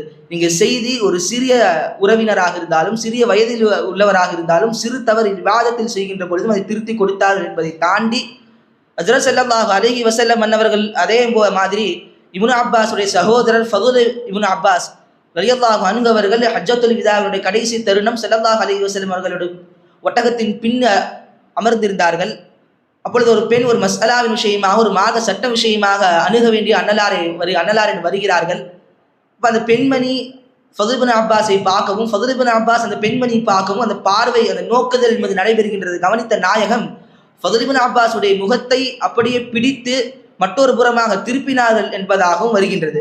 இங்கு செய்தி உறவினர்கள் தடுமாறுகின்ற பொழுது தடம் மாறுகின்ற பொழுது அதை சரி செய்கின்ற ஒரு மனிதர் இல்லாமல் போனதால் இன்று எத்தனையோ குடும்பங்கள் குழந்தைகள் தவறான வழிகளில் சென்றது ஏராளம். கஷ்டமான சூழலில் அங்கு நான் இருக்கின்றேன் என்று சொல்லுகின்ற ஒரு உறவினர் என்பது வேண்டும். அங்கும் நாயகம் இருந்துள்ளார்கள். ஜாஃபர் பின் அபி தாலிப் ரலியல்லாஹு அன்ஹு அவர்கள் முஅத்தாவுடைய போரின் போது ஷஹீதாகிறார்கள். ஸல்லல்லாஹு அலைஹி வஸல்லம் உடைய சிறிய தந்தையினுடைய மகன். ஸல்லல்லாஹு அலைஹி வஸல்லம் அவர்கள் ஷஹீதான் அன்றைக்கும் போனார்கள், அழுதார்கள். அடுத்த 3 நாட்களுக்கு பிறகு ஸல்லல்லாஹு அலைஹி வஸல்லம் அவர்கள் போகிறார்கள். ஜாஃபர் பின் அபி தாலிபுடைய மகன் 2 பேர், முஹம்மது அப்துல்லா பின் ஜாஃபர். 2 நபர்களினுடைய முடிகள் எல்லாம் பறவைகள் இறக்கைகளை போல இருந்ததை பார்த்து அதையெல்லாம் சவரம் செய்வதற்கு ஒரு தொழிலாளியை அழைத்து சவரம் செய்யப்பட்டு அப்பொழுது அங்கே ஜாஃபர் பின் அபி தாலிபுடைய மனைவி அஸ்மா அவர்களை பார்த்து நாயகம் சொன்னார்கள், நீங்கள் வறுமையை கண்டு பயப்படுகிறீர்களா?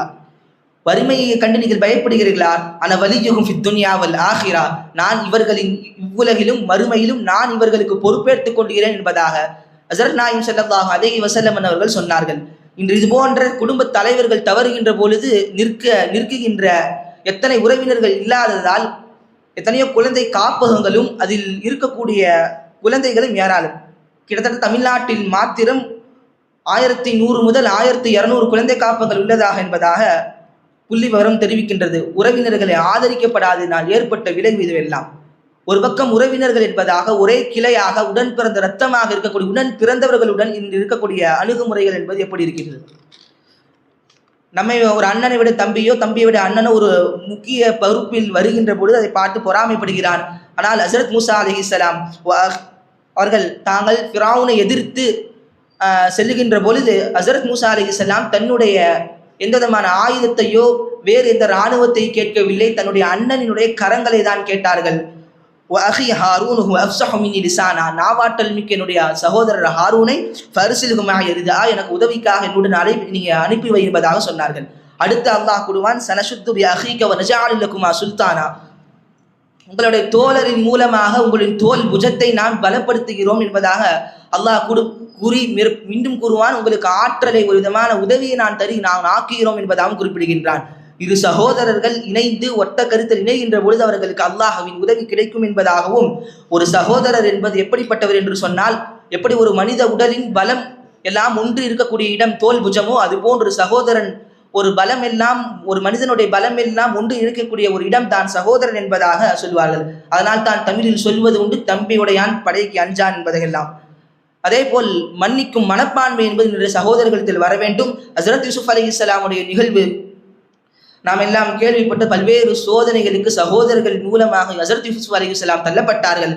ஆனாலும் இறுதியில் ஹஸரத் யூசுப் அலைஹிஸ்ஸலாம் சொன்ன விஷயம், லா தஸ்ரீப அலைக்கும் அல்யௌம், உங்கள் மீது எந்த குற்றமும் இல்லை, உங்களை நான் மன்னித்து விட்டேன், அல்லாஹ்வும் உங்களை மன்னிப்பான் என்பதாக ஹஸரத் யூசுப் அலைஹிஸ்ஸலாம் அவர்கள் சொன்னார்கள். மன்னிக்கும் மனப்பான்மையை கொண்டு வர வேண்டும். அடுத்து இன்று சொத்து தகராறில் ஏற்படும் விஷயங்கள் ஏராளம். ஹஸரத் நாயகம் ஸல்லல்லாஹு அலைஹி வஸல்லம் அவர்கள் இதை அன்றைய கணித்து சொன்னார்கள், இன்னலி குல்லி உம்மத்தின் ஃபித்னா, ஒவ்வொரு சமுதாயத்திற்கும் ஒரு சோதனை உண்டு. வ ஃபித்னத்து உம்மத்தி, என்னுடைய சமுதாயத்தினுடைய பெரும் சோதனை அல் மால், இது பொருளாதாரம் சொத்து தான் என்பதாக சொன்னார்கள். இந்த பொருளாதாரத்தினுள் ஏற்படக்கூடிய சண்டைகள் சச்சரவுகள் என்பது ஏராளம். எத்தனையோ விஷயங்களை ஆலிம்களில் அணுகக்கூடிய மக்கள் இந்த பொருளாதார விஷயத்தின் சத்து பிரிக்கூடிய விஷயத்தின் விஷயமாக எந்த ஒரு அண்ணன் தம்பிகளோ சகோதரர்களும் ஆலிம்களை அணுகுவதும் இல்லை என்பது இங்கு கவனிக்க வேண்டிய இன்னொரு விஷயம். அப்படி சொத்து பிரித்தாலும் பிரிக்கக்கூடிய அந்த சொத்துக்கள் மட்டகரமான சொத்துக்களை எல்லாம் ஏமாண்ட ஆட்களுக்கு தள்ளிவிடுவது இங்கு நடந்து கொண்டுதான் இருக்கிறது. ஹஜ்ரத் நாயகம் சொன்னார்கள், லா யுமினு அஹதுக்கும் ஹத்தா யுஹிப்ப லி அஹீஹி மா யுஹிப்பு லி நஃப்ஸிஹி. தனக்காக விரும்பக்கூடிய ஒன்றை தன்னோட சகோதரருக்காக விரும்பும் வரை ஒருவருடைய ஈமான் பரிபூர்ணமாகாது என்பதெல்லாம் சொன்னார்கள். சகோதரர்கள் என்பவர்கள் உடன் பிறந்தோர் என்பது ஒன்றாக இருக்கின்ற வரும்போதுதான் பலம் என்பது இருக்கும். பிரிகின்ற பொழுது பெரும் பெரும் சாம்ராஜ்யங்களும் அரசாட்சிகளும் சாய்ந்தது என்பது வரலாறு. ஸ்பெயினுடைய 800 ஆண்டுகால இஸ்லாமிய ஆட்சி சாய்ந்தது என்பது தெரிந்த விஷயம். ஏன் சாய்ந்தது என்பதாக பல்வேறு காரணங்களை குறிப்பிடுகின்ற பொழுது அங்கு அந்த ஸ்பெயினை ஆண்டு கொண்டிருந்த அந்த உந்தலூசை ஆண்டு கொண்டிருந்த ஆட்சியாளர்களுக்கு மத்தியில் சகோதரர்களுக்கு மத்தியில் ஏற்பட்ட பிளவு, அந்த பிளவின் மூலமாக எதிரி பயன்படுத்தி கொண்ட வாய்ப்பு, அதுதான் ஸ்பெயினில் இஸ்லாமிய ஆட்சி கவிழ்ந்ததற்கான சரிந்ததற்கான காரணம் என்பதாக எல்லாம் கூறப்படுகிறது. இஸ்லாமிய அணுகுமுறைகளின் அடிப்படையில் இந்த உற்றார்களும் உடன் பிறந்தவர்களுடைய அந்த பந்தங்கள் சரி செய்யப்பட வேண்டும். இஸ்லாம் காட்டக்கூடிய அணுகுமுறைகள் என்ன? இத்திபா சுன்னா ஸல்லல்லாஹு அலைஹி வஸல்லம் அவர்களுடைய வழிமுறையை அப்படியே பின்பற்றுவதுதான். எனவே இன்றைய காலத்தில் சரி செய்ய வேண்டிய பந்தங்கள் உற்றார் மற்றும் உடன் பிறந்தவர்கள். இஸ்லாம் என்ன சொல்கிறது, நாயகம் என்ன வழிகாட்டினார்கள், அந்த அணுகுமுறைகள் அடிப்படையில் சரி செய்யக்கூடிய நல்ல பாக்கியத்தை வல்ல இறைவன் தந்தருள் புரிவாராக. வாஹிர் தஅவானா அல்ஹம்துலில்லாஹி ரப்பில் ஆலமீன். அல்ஹம்துலில்லாஹ். இனிதே கருத்தரங்கத்தினுடைய நிகழ்வுகள் நிறைவு பெற்றிருக்கிறது. ஒரு சில கருத்துக்கள் உங்களுக்கு முன்னால் சமர்ப்பிப்பதற்காக வேண்டி அனைவர்களுடைய பேச்சுக்களும் மிக அழகாக இருந்தது, நன்றாக இருந்தது. அல்லாஹு தஆலா உங்களுடைய நாவன்மையை மேலும் மேலும் அதிகமாக்கி தருவானாக. அதை கொண்டு சமுதாயம் பலன் பெறக்கூடிய தௌஃபீக்கையும் தருவானாக. ஆமீன்.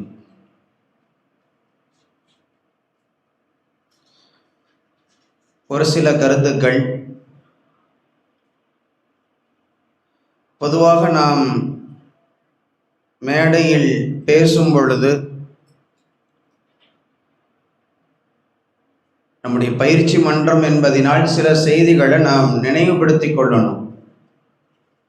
நாம் பேசும் பொழுது இது என்னுடைய பயிற்சிக்கான மன்றம் என்கிற ஒரு பார்வை இருந்தாலும் அதை தாண்டி நான் ஒரு பேச்சாளன் என்கிற ஒரு உணர்வோடு பேசணும். ஒரு பேச்சாளர் எப்படி பேசுவார்? வார்த்தைகளில் உள்ளுக்குள்ள மனதுக்குள்ள பயம் இருந்தாலும் வார்த்தையில் பயம் இருக்காது. மனசுக்குள்ள பயம் இருக்கும். உஸ்தாத்மார்கள் இருக்கிறாங்க, பயம் கண்டிப்பாக இருக்கும், தவிர்க்க முடியாது. ஆனால் வார்த்தையில் பயம் இருக்கக்கூடாது. சொல்லக்கூடிய கருத்துக்கள் அது குர்ஆனுடைய ஆயத் என்றால் குர்ஆனுடைய ஆயத் என்பதை சொல்லணும், ஹதீஸ் என்றால் ஹதீஸ் என்பதை குறிப்பிடணும். குர்ஆனுடைய ஆயத்தை ஹதீஸ் என்று மாற்றி சொல்லிவிடக்கூடாது. அதே போன்று முஹம்மது ஸல்லல்லாஹு அலைஹி வஸல்லம் அவர்களுடைய பெயரை நாம் எப்பொழுதெல்லாம் உச்சரிக்கிறோமோ அந்த நேரத்திலெல்லாம் ஸலவாத்தையும் சேர்த்து தான் சொல்லணும். வெறும் நபிகள் நாயகம் அப்படின்னு சொல்லிட்டு போகக்கூடாது, பெருமானார் சொன்னார்கள் அப்படின்னு சொல்லிட்டு போகக்கூடாது. அது அடுத்தவங்களுக்கு நமக்கு வித்தியாசம் இல்லாமல் போயிடும். இஸ்லாத்தினுடைய மார்க்கத்தை தழுவாத பிற சமூகம் சார்ந்தவர்கள் அவர்கள் கூட இன்றைக்கு ஸலவாத்துகளை சொல்லி சேர்த்து சொல்கிற அளவுக்கு மாறிட்டாங்க. ஆனால் நாம் ஆலிம்களாக உருவாக போகக்கூடியவர்கள். அதனால் எப்பொழுதும் அந்த வார்த்தையின் மீது எப்பொழுதுமே கவனம் இருக்கணும். அதே போன்று முடிந்த அளவுக்கு கற்பனை கதைகளை நம்ம என்ன செய்யக்கூடாதுன்னா சமர்ப்பிக்கக்கூடாது.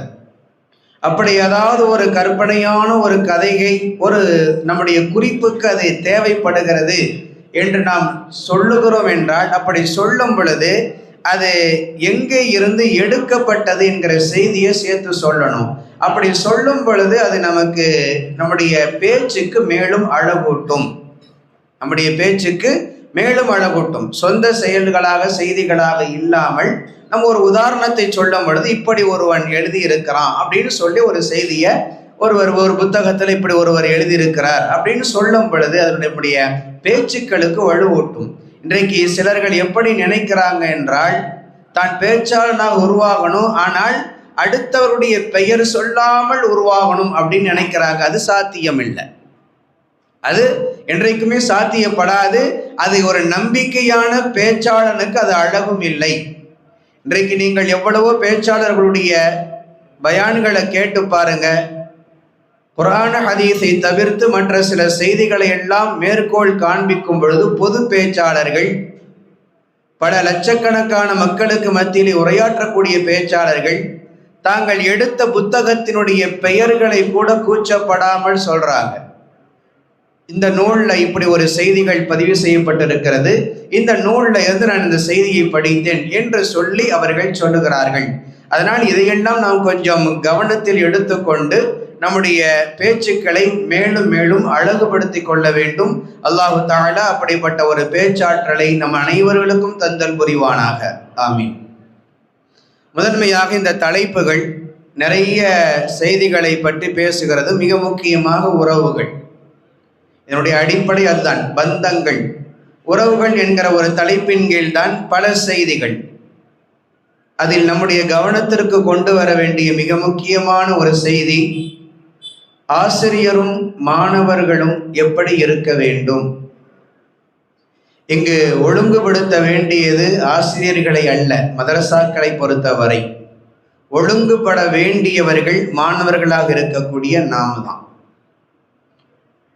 வெளியிடங்களில், பள்ளிக்கூடங்கள், கல்லூரிகளில் ஒரு சில ஆசிரியர்கள் முறை தவறி நடந்து கொள்கிறார்கள், விமர்சனத்திற்கு ஆளாகிறார்கள், பல்வேறு விதமான தவறான கருத்துக்கள் அவர்களை பற்றி வெளியில வருது, அது வேறு செய்தி. ஆனால் மதரசாக்களை பொறுத்தவரை நம்மளுடைய ஆசிரியர்கள் 7 ஆண்டு காலங்கள் அவர்களுடைய ஆசிரியர்களிடத்திலே நன்கு பக்குவப்பட்டு வளர்ந்து உருவாகி வந்தவர்கள். எனவே அவர்களை பற்றி நாம் எதுவும் சொல்லுவதற்கு இல்லை. மாணவர்களாக இருக்கக்கூடிய நாம் தான் அவர்களிடத்தில் எப்படி நடந்து கொள்ள வேண்டும் என்கிற அந்த வழிமுறையை தெரிந்து கொள்வதற்கு கடமைப்பட்டிருக்கிறோம். ஏனென்றால் இந்த மார்க்கத்தினுடைய கல்வியை பொறுத்தவரை மதிப்பெண் என்பது 2ஆம் பட்சம், அதபு என்பதுதான் முதல் தரம். இந்த மார்க்கத்தினுடைய கல்வியை பொறுத்தவரை ஒழுக்கம் என்பதுதான். அந்த ஒழுக்கம் ஒன்று மட்டும்தான் ஒரு மனிதனை நாளை அவன் பட்டம் வாங்கி கொண்டு வெளியிலே சமூகத்திற்கு சென்றதற்கு பின்னால் அவனை உயர்ந்த இடத்துல கொண்டு போய் வைப்பது, அது மட்டும்தான். நம்ம அங்கே வெளியில போனதுக்கு அப்புறம் சனது கூட கேட்க மாட்டாங்க, யாரும் சனது கூட கேட்க மாட்டாங்க. அதிகபட்சமா என்ன கேட்பாங்க, கொஞ்சம் விவரம் தெரிஞ்சவராக இருந்தால் எந்த மதரசால ஓதுனீங்கன்னு கேட்பார். அதை விட்டு அதிகபட்சம் என்ன கேட்பாங்க, நீங்க ஆலிம் சாவான்னு கேட்பாங்க. அஜர்த்தா ஓதி இருக்கிறீங்களா? ஆமா, அவ்வளவுதான். சரி, தொழுகு வைங்க. அவ்வளவுதான் நமக்கான ஒரு இடம். கொஞ்சம் விவரம் தெரிந்தவர் எந்த மதரசால ஓதி இருக்கிறீங்க, எந்த ஊர்ல ஓதி இருக்கிறீங்கன்னு கொஞ்சம் கூடுதலாக கேட்பார், அவ்வளவுதான். மற்றபடி நம்மளுடைய வாழ்க்கையினுடைய முன்னேற்றம் என்பது எதை கவனித்து மாறுபடும் என்றால் நம்முடைய ஒழுக்கத்தை கவனித்துத்தான். அந்த ஒழுக்கம் எங்கு இருந்து பெறப்பட வேண்டும் என்றால் ஆசிரியர்களிடத்தில் நாம் நடந்து கொள்ளக்கூடிய விதத்தை கவனித்துத்தான் உருவாகும். நம்முடைய ஆசிரியர்களிடத்தில் நாம் எந்த அளவுக்கு பணிவோடும் ஒழுக்கத்தோடும் நேர்மையோடும் நடந்து கொள்கிறோம் என்பதை கவனித்துத்தான் நம்முடைய வாழ்க்கையினுடைய முன்னேற்றம்.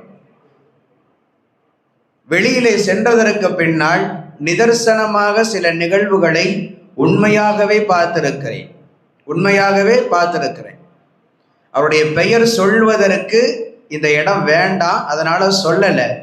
எனக்கு 1 வருடம் சீனியராக ஓதுனவர், அல்லாஹ் பாதுகாக்க வேண்டும், வருத்தத்தோடு தான் சொல்றேன். அவருடைய சூழ்நிலையை கவலையோடு தான் இங்கு பதிவு செய்கிறேன். ரொம்ப திறமையான ஒரு மாணவராக ஓதுனர், ரொம்ப திறமையானவர்.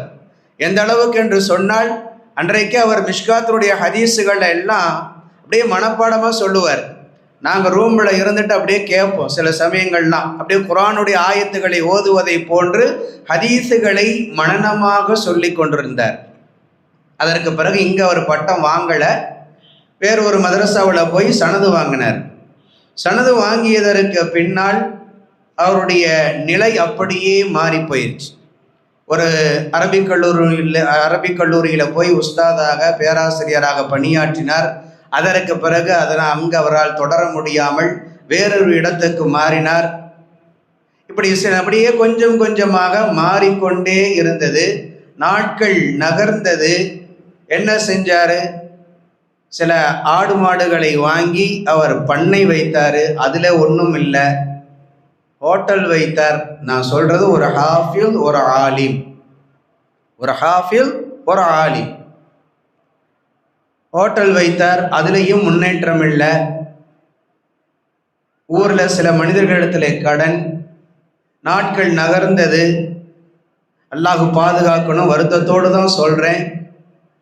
வீட்டுக்காரம்மா அவர்கிட்ட இருந்தது குலோவை வாங்கிட்டு வெளியில் போயிட்டாங்க.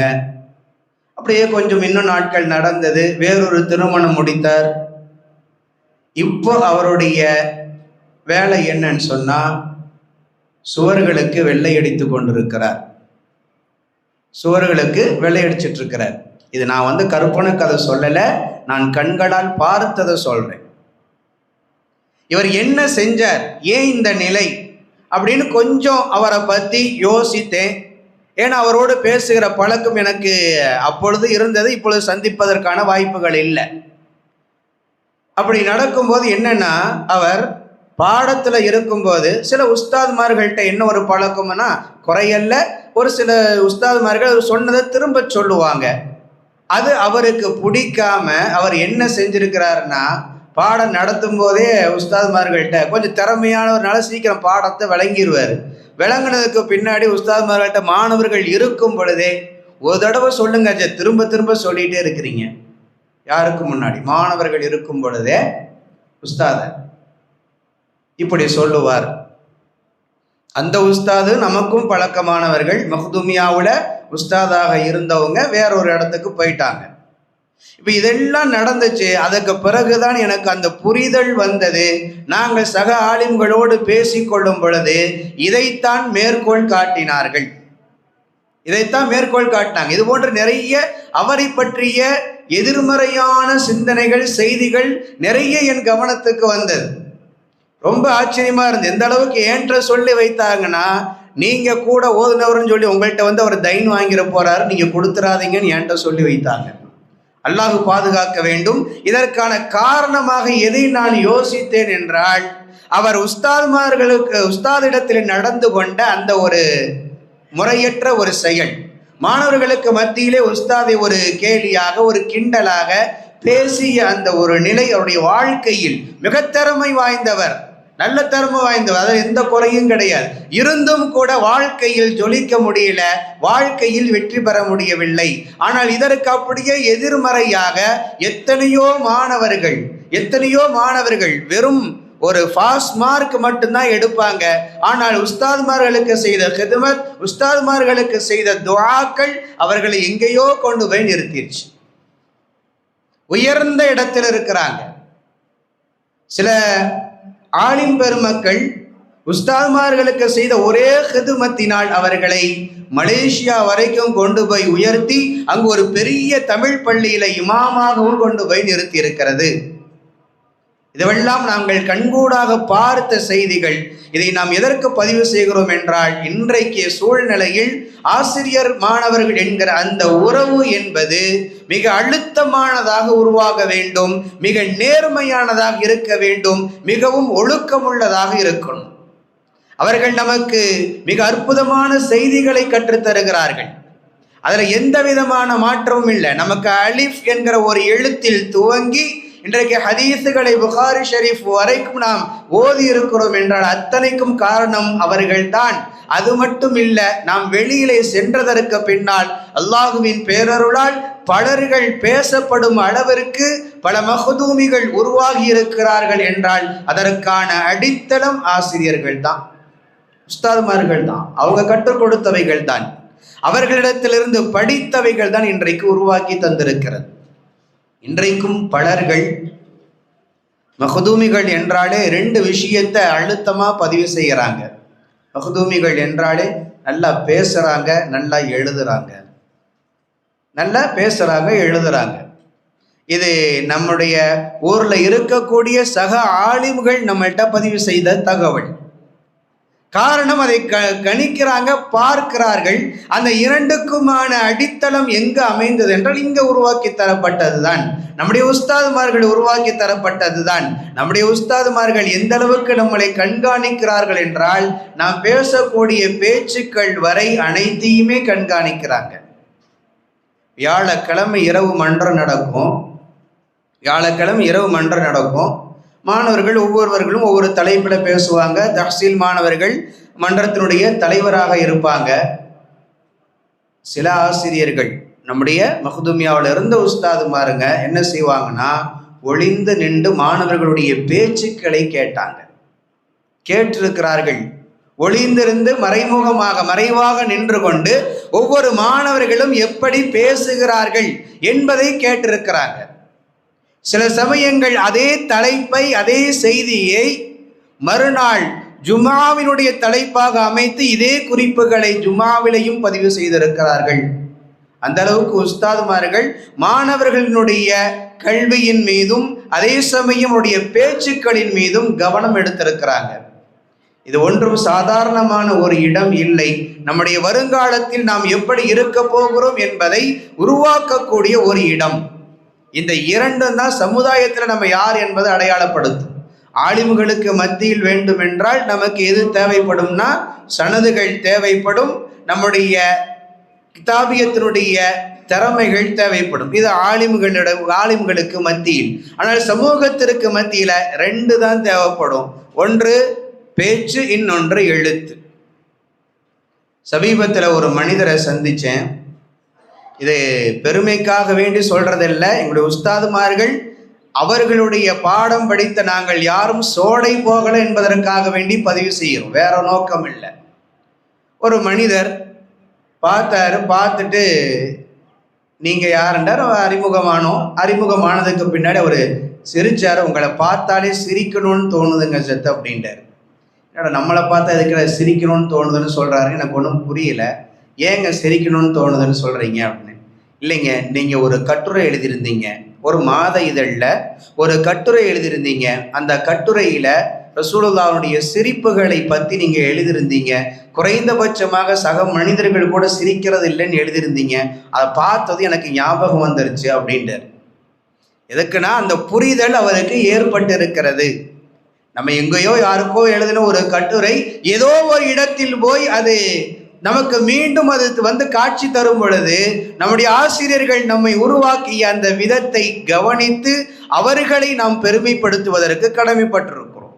இதுவெல்லாம் நம்முடைய ஆசிரியர்கள் நம்மை உருவாக்கிய திறமைகள். நம்ம யாரும் இங்கு மஹ்தூமியாவை பொறுத்தவரை எந்த மாணவர்களும் சோடையானவர்கள் இல்லை. திறமைகளை உருவாக்கி கொண்டால் இந்த 2லும் கவனம் செலுத்தி நாம் உருவாக்கி கொண்டோம் என்றால் நிச்சயமாக வெற்றி உண்டு. வெளி உலகத்தில் மகத்தான வெற்றி உண்டு. அதில் எந்த விதமான மாற்று கருத்தும் இல்லை.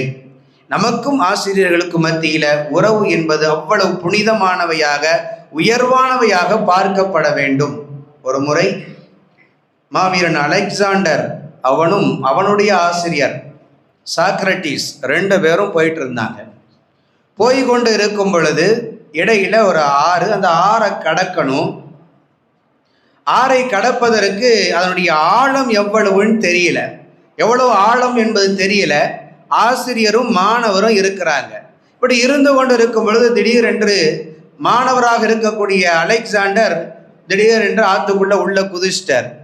குதித்து விட்டு ஆழத்தை பார்த்து விட்டு ஆசிரியர் சாக்ரட்டிஸ் அவரிடத்திலே சொன்னார், நீங்கள் வாங்க, ஆழம் இன்னும் பெரிதாக இல்லை, பாதுகாப்பான முறையில் நாம் ஆற்றை கடந்து விடலாம் என்று சொன்னார்.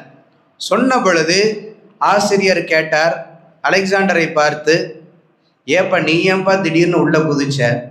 நீ ஏன் உள்ள குதிச்ச? சிறு வயசாக இருக்கிற நீ வாழ வேண்டிய பையன், நீ எதுக்கு உள்ள குதிச்ச? நான் இறங்கி என்னன்னு பார்த்துருக்க மாட்டேனா?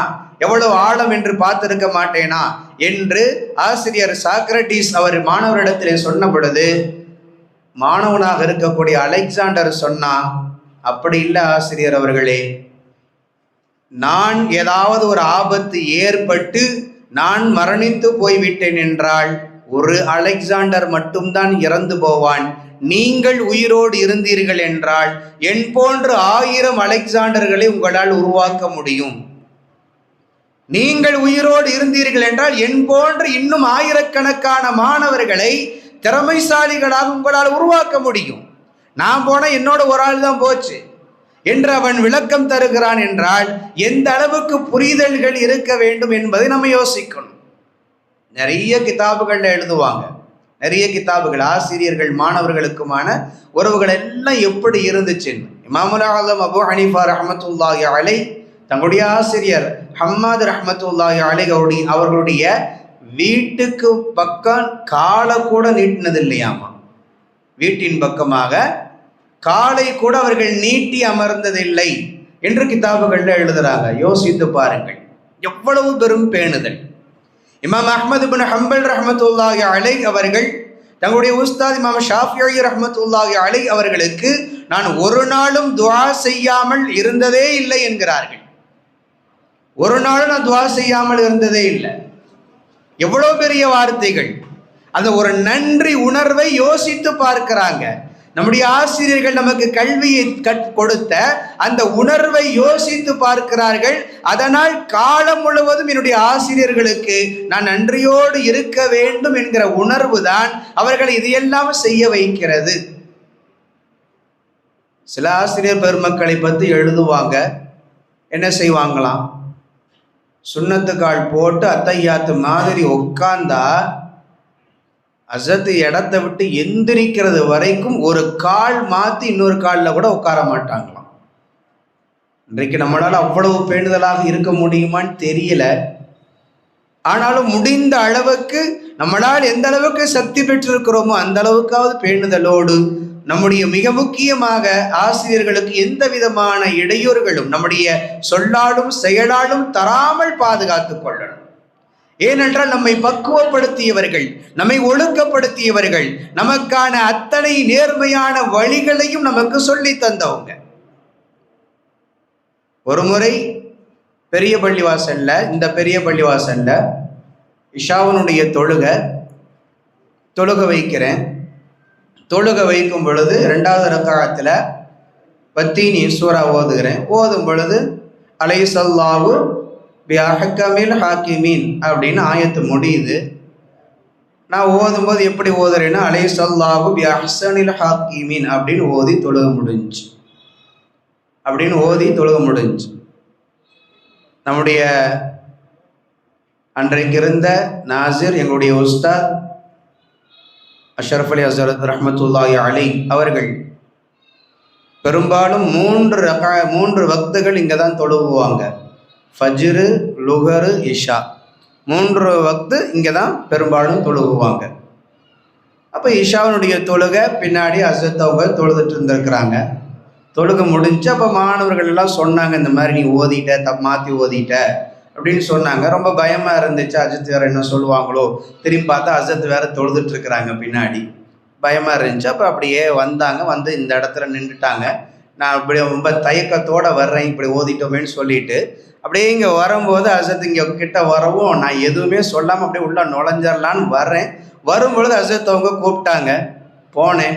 போனதுக்கு பின்னாடி அஜித் பெரும்பாலும் என்னென்னா கொஞ்சம் ஒரு வாடா போடா அப்படிங்கிற அந்த ஒரு ஸ்லாங்கில் தான் பேசுவாங்க. அஜத்தினுடைய பேச்சு, என்னடா இஷா தொழுகையில் எப்படி ஓதுன அப்படின்னாங்க. அப்புறம் அப்படியே அமைதியாக நின்று இந்த மாதிரி, சரி தொழுகை கூடும் ஆனால் கவனமாக பார்த்து ஓது. அஜத்து சொல்கிறாங்க, தொழுகை கூடிக்கும் ஆனால் என்ன செய்யணும், கவனமாக பார்த்து ஓதணும், ஆயத்தெல்லாம் அப்படிலாம் மாற்றி ஓதக்கூடாது அப்படின்னு சொல்லி ஒரு அறிவுரை சொல்லி அனுப்புகிறாங்க. எதற்கு சொல்லுகிறேன் என்றால் அந்த அளவுக்கு நம்மை பக்குவப்படுத்தினவங்க நம்முடைய உஸ்தாதுமார்கள். நம்முடைய பாடத்தினுடைய செயல்கள் மட்டுமல்ல, அதை தாண்டி இருக்கக்கூடிய நம்முடைய மற்ற செயல்பாடுகளில் ஏதாவது ஒரு குறைகள் நிகழ்ந்து விட்டால், ஏதேனும் ஒரு தவறுகள் நிகழ்ந்து விட்டால் அதையும் நமக்கு என்ன செய்து கொடுத்திருக்கிறாங்கன்னா சரி செய்து கொடுக்கிறார்கள். அந்த மிக உயர்ந்த ஒரு இடத்தில் தான் நம்முடைய உஸ்தாதுமார்கள் இருக்கிறாங்க. எனவே அவர்களை எப்பொழுதுமே நாம் மரியாதையாக பார்க்க வேண்டும். அவர்களுக்கு கொடுக்க வேண்டிய கண்ணியத்தை, மரியாதையை மிக உயர்வாகவே நாம் எப்பொழுதுமே கொடுக்கணும். எப்படி இருக்கிறது ஆசிரியர் மாணவருடைய உறவு, எப்படி இருக்கணும்? சுருக்கமாக சொன்னால், ஹஸரத் மூசா அலைஹிஸ்ஸலாம், ஹிதர் அலைஹிஸ்ஸலாம் நம்ம அறிந்திருக்கிறோம் இல்லையா, அந்த நீண்ட வரலாறு. அந்த வரலாற்றுக்கு தோதுவாக நம்ம வாழ்ந்தால் போதும். என்ன சொன்னாங்க? ஹிதர் அலைஹிஸ்ஸலாம் அங்கு ஆசிரியராக, மூசா அலைஹிஸ்ஸலாம் அவர்கள் அங்கு மாணவராக இருக்கிறாங்க. என்ன சொன்னாங்க? நான் செய்யும் எந்த செயலுக்கும் நீ என்ன செய்யக்கூடாது, எந்த கேள்வியும் கேட்கக்கூடாது. இது ஒன்று போதுங்க. நம்முடைய உஸ்தாதுமார்கள்ட்ட நம்ம நல்ல விதமாக பாடங்களை படித்து வாழ்க்கையில் முன்னேறுவதற்கு தேவையில்லாமல் அல்லது உஸ்தாதுமார்களுடைய திறமைகளை சோதிக்கும் என்கிற எண்ணம் இல்லாமல் நம்ம என்ன செய்யக்கூடாது, எந்த கேள்வியும் கேட்கக்கூடாது. அவங்கள்ட்ட கேள்விகளை கேட்காம அவங்க என்ன பாடம் நடத்துகிறார்களோ அந்த பாடத்தை மட்டும் உன்னிப்பாக கவனித்தால் போதுமானது. இது கொஞ்சம் வித்தியாசமா இருக்கலாம்.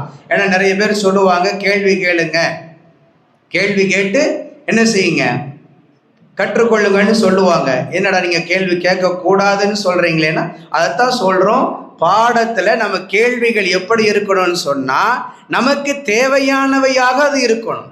நமக்கு உண்மையிலேயே அந்த ஒரு இடம் விளங்காமல் புரியாமல் இருக்கிறது என்றால் அதை கேட்டு தெரிந்து கொள்வதில் தவறு இல்லை. ஆனால் ஆசிரியர்களுடைய திறமையை சோதிக்கும் என்கிற எண்ணத்தில் ஒருபொழுதும் நம்முடைய கேள்விகள் இருக்கக்கூடாது.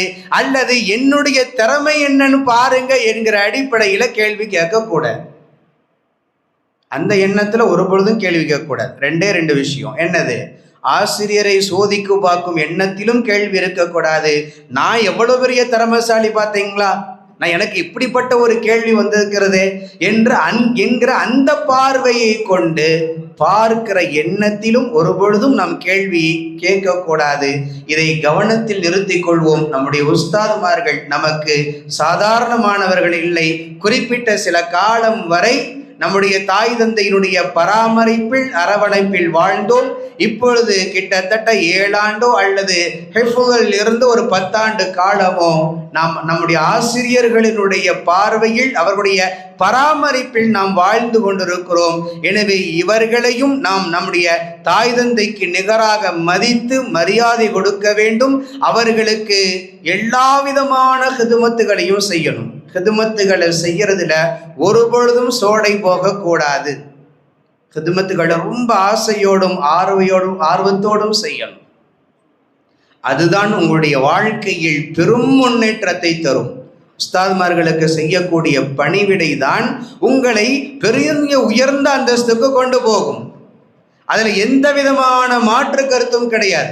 இந்த கல்வியை பொறுத்தவரை, இந்த தீனுடைய கல்வியை பொறுத்தவரை ஹிதுமத்தை கொண்டு தான் உயர்வு, ஹிதுமத்தை கொண்டு தான் அந்தஸ்து, ஹிதுமத்தை கொண்டு தான் எல்லா விதமான கல்வியிலும் நமக்கான முன்னேற்றத்தை நம்மளால் பெற முடியும். அதனால் நம்மளால எந்த அளவுக்கு ஹிதுமத்துகள் செய்ய முடியுமோ, என்னென்ன வேலைகள் எல்லாம் செய்ய முடியுமோ அத்தனை வேலைகளையும் செய்து கொடுங்கள்.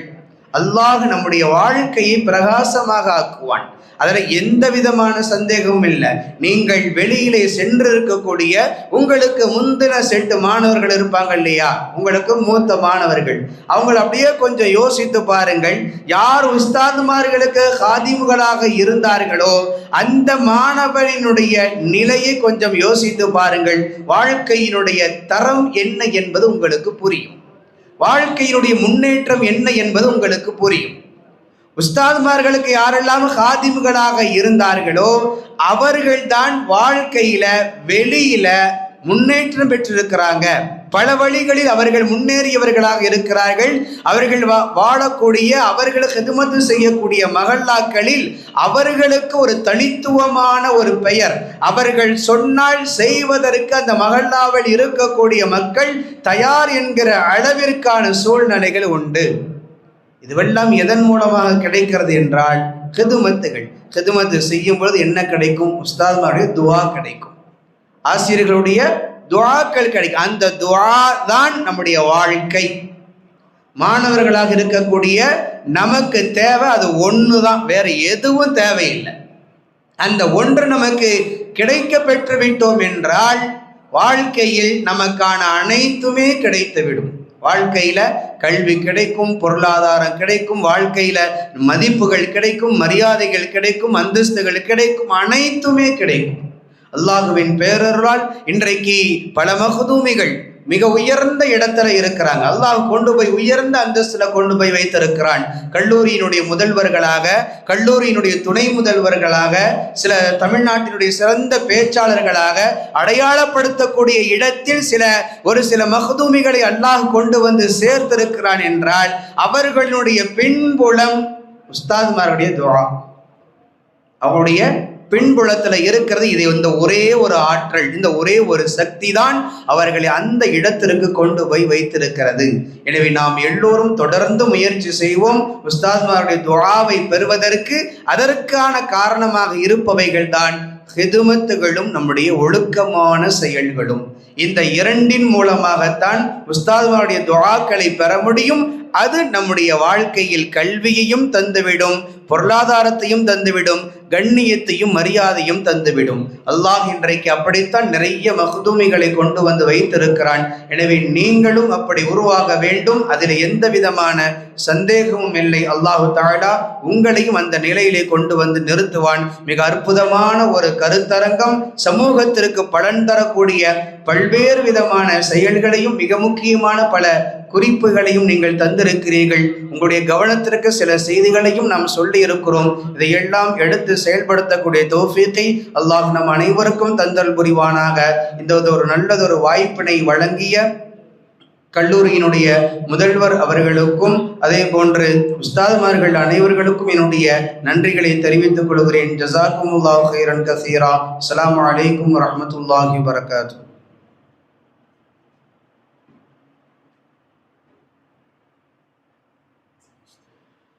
தன்னுடைய நெறி ஆளுகைக்கு உட்பட்டு நல்ல பல கருத்துக்களையும் ஹஸரத் அவர்கள் இங்கு வழங்கி சென்றிருக்கிறார்கள்.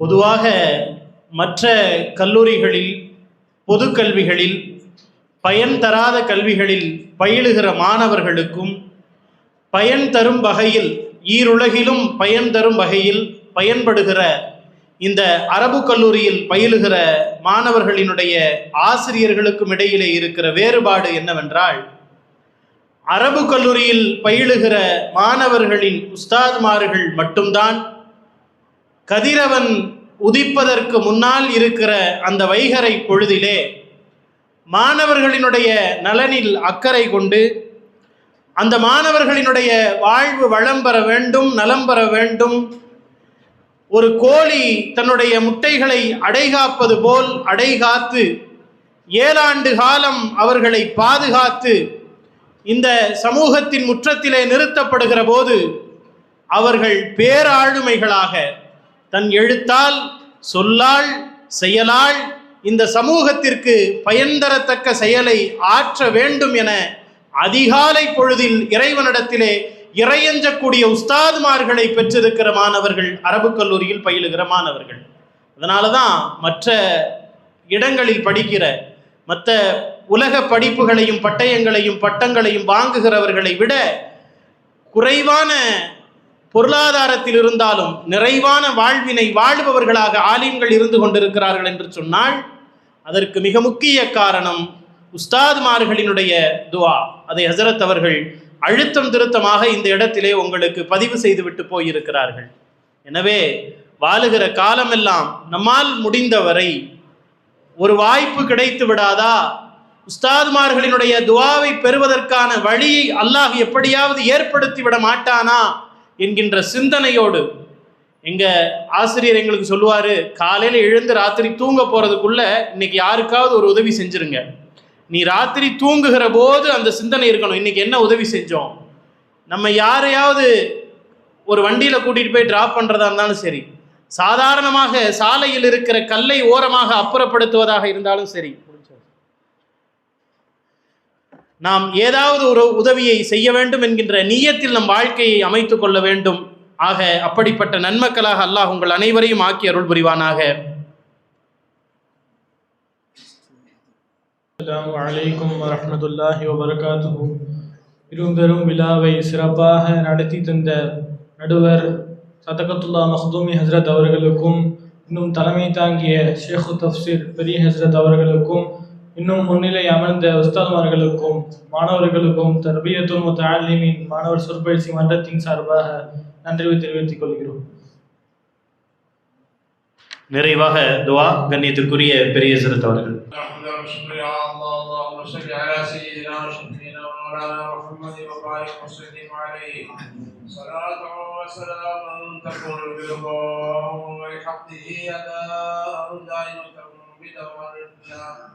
اللهم شرفنا بالتقوى وجملنا بالعافية ونصرنا يا رب العالمين. اللهم إنك عفو كريم تحب العفو فاعف عنا يا كريم يا رحيم يا الله. اللهم اغفر لنا ذنوبنا وخطايانا كلها يا رب العالمين. اللهم اغفر لنا ولوالدينا وارحمهما كما ربياني صغيرا. اللهم إنا نسألك فعل الخيرات وترك المنكرات وحب المساكين. ربنا هب لنا من ازواجنا وذرياتنا قرة اعين واجعلنا للمتقين اماما. ربنا آتنا في الدنيا حسنة وفي الآخرة حسنة وقنا عذاب النار. وصل وسلم على النبي محمد وعلى آله وصحبه أجمعين والحمد لله رب العالمين. صلى الله على محمد صلى الله عليه وسلم. صلى الله على محمد صلى الله عليه وسلم. صلى الله على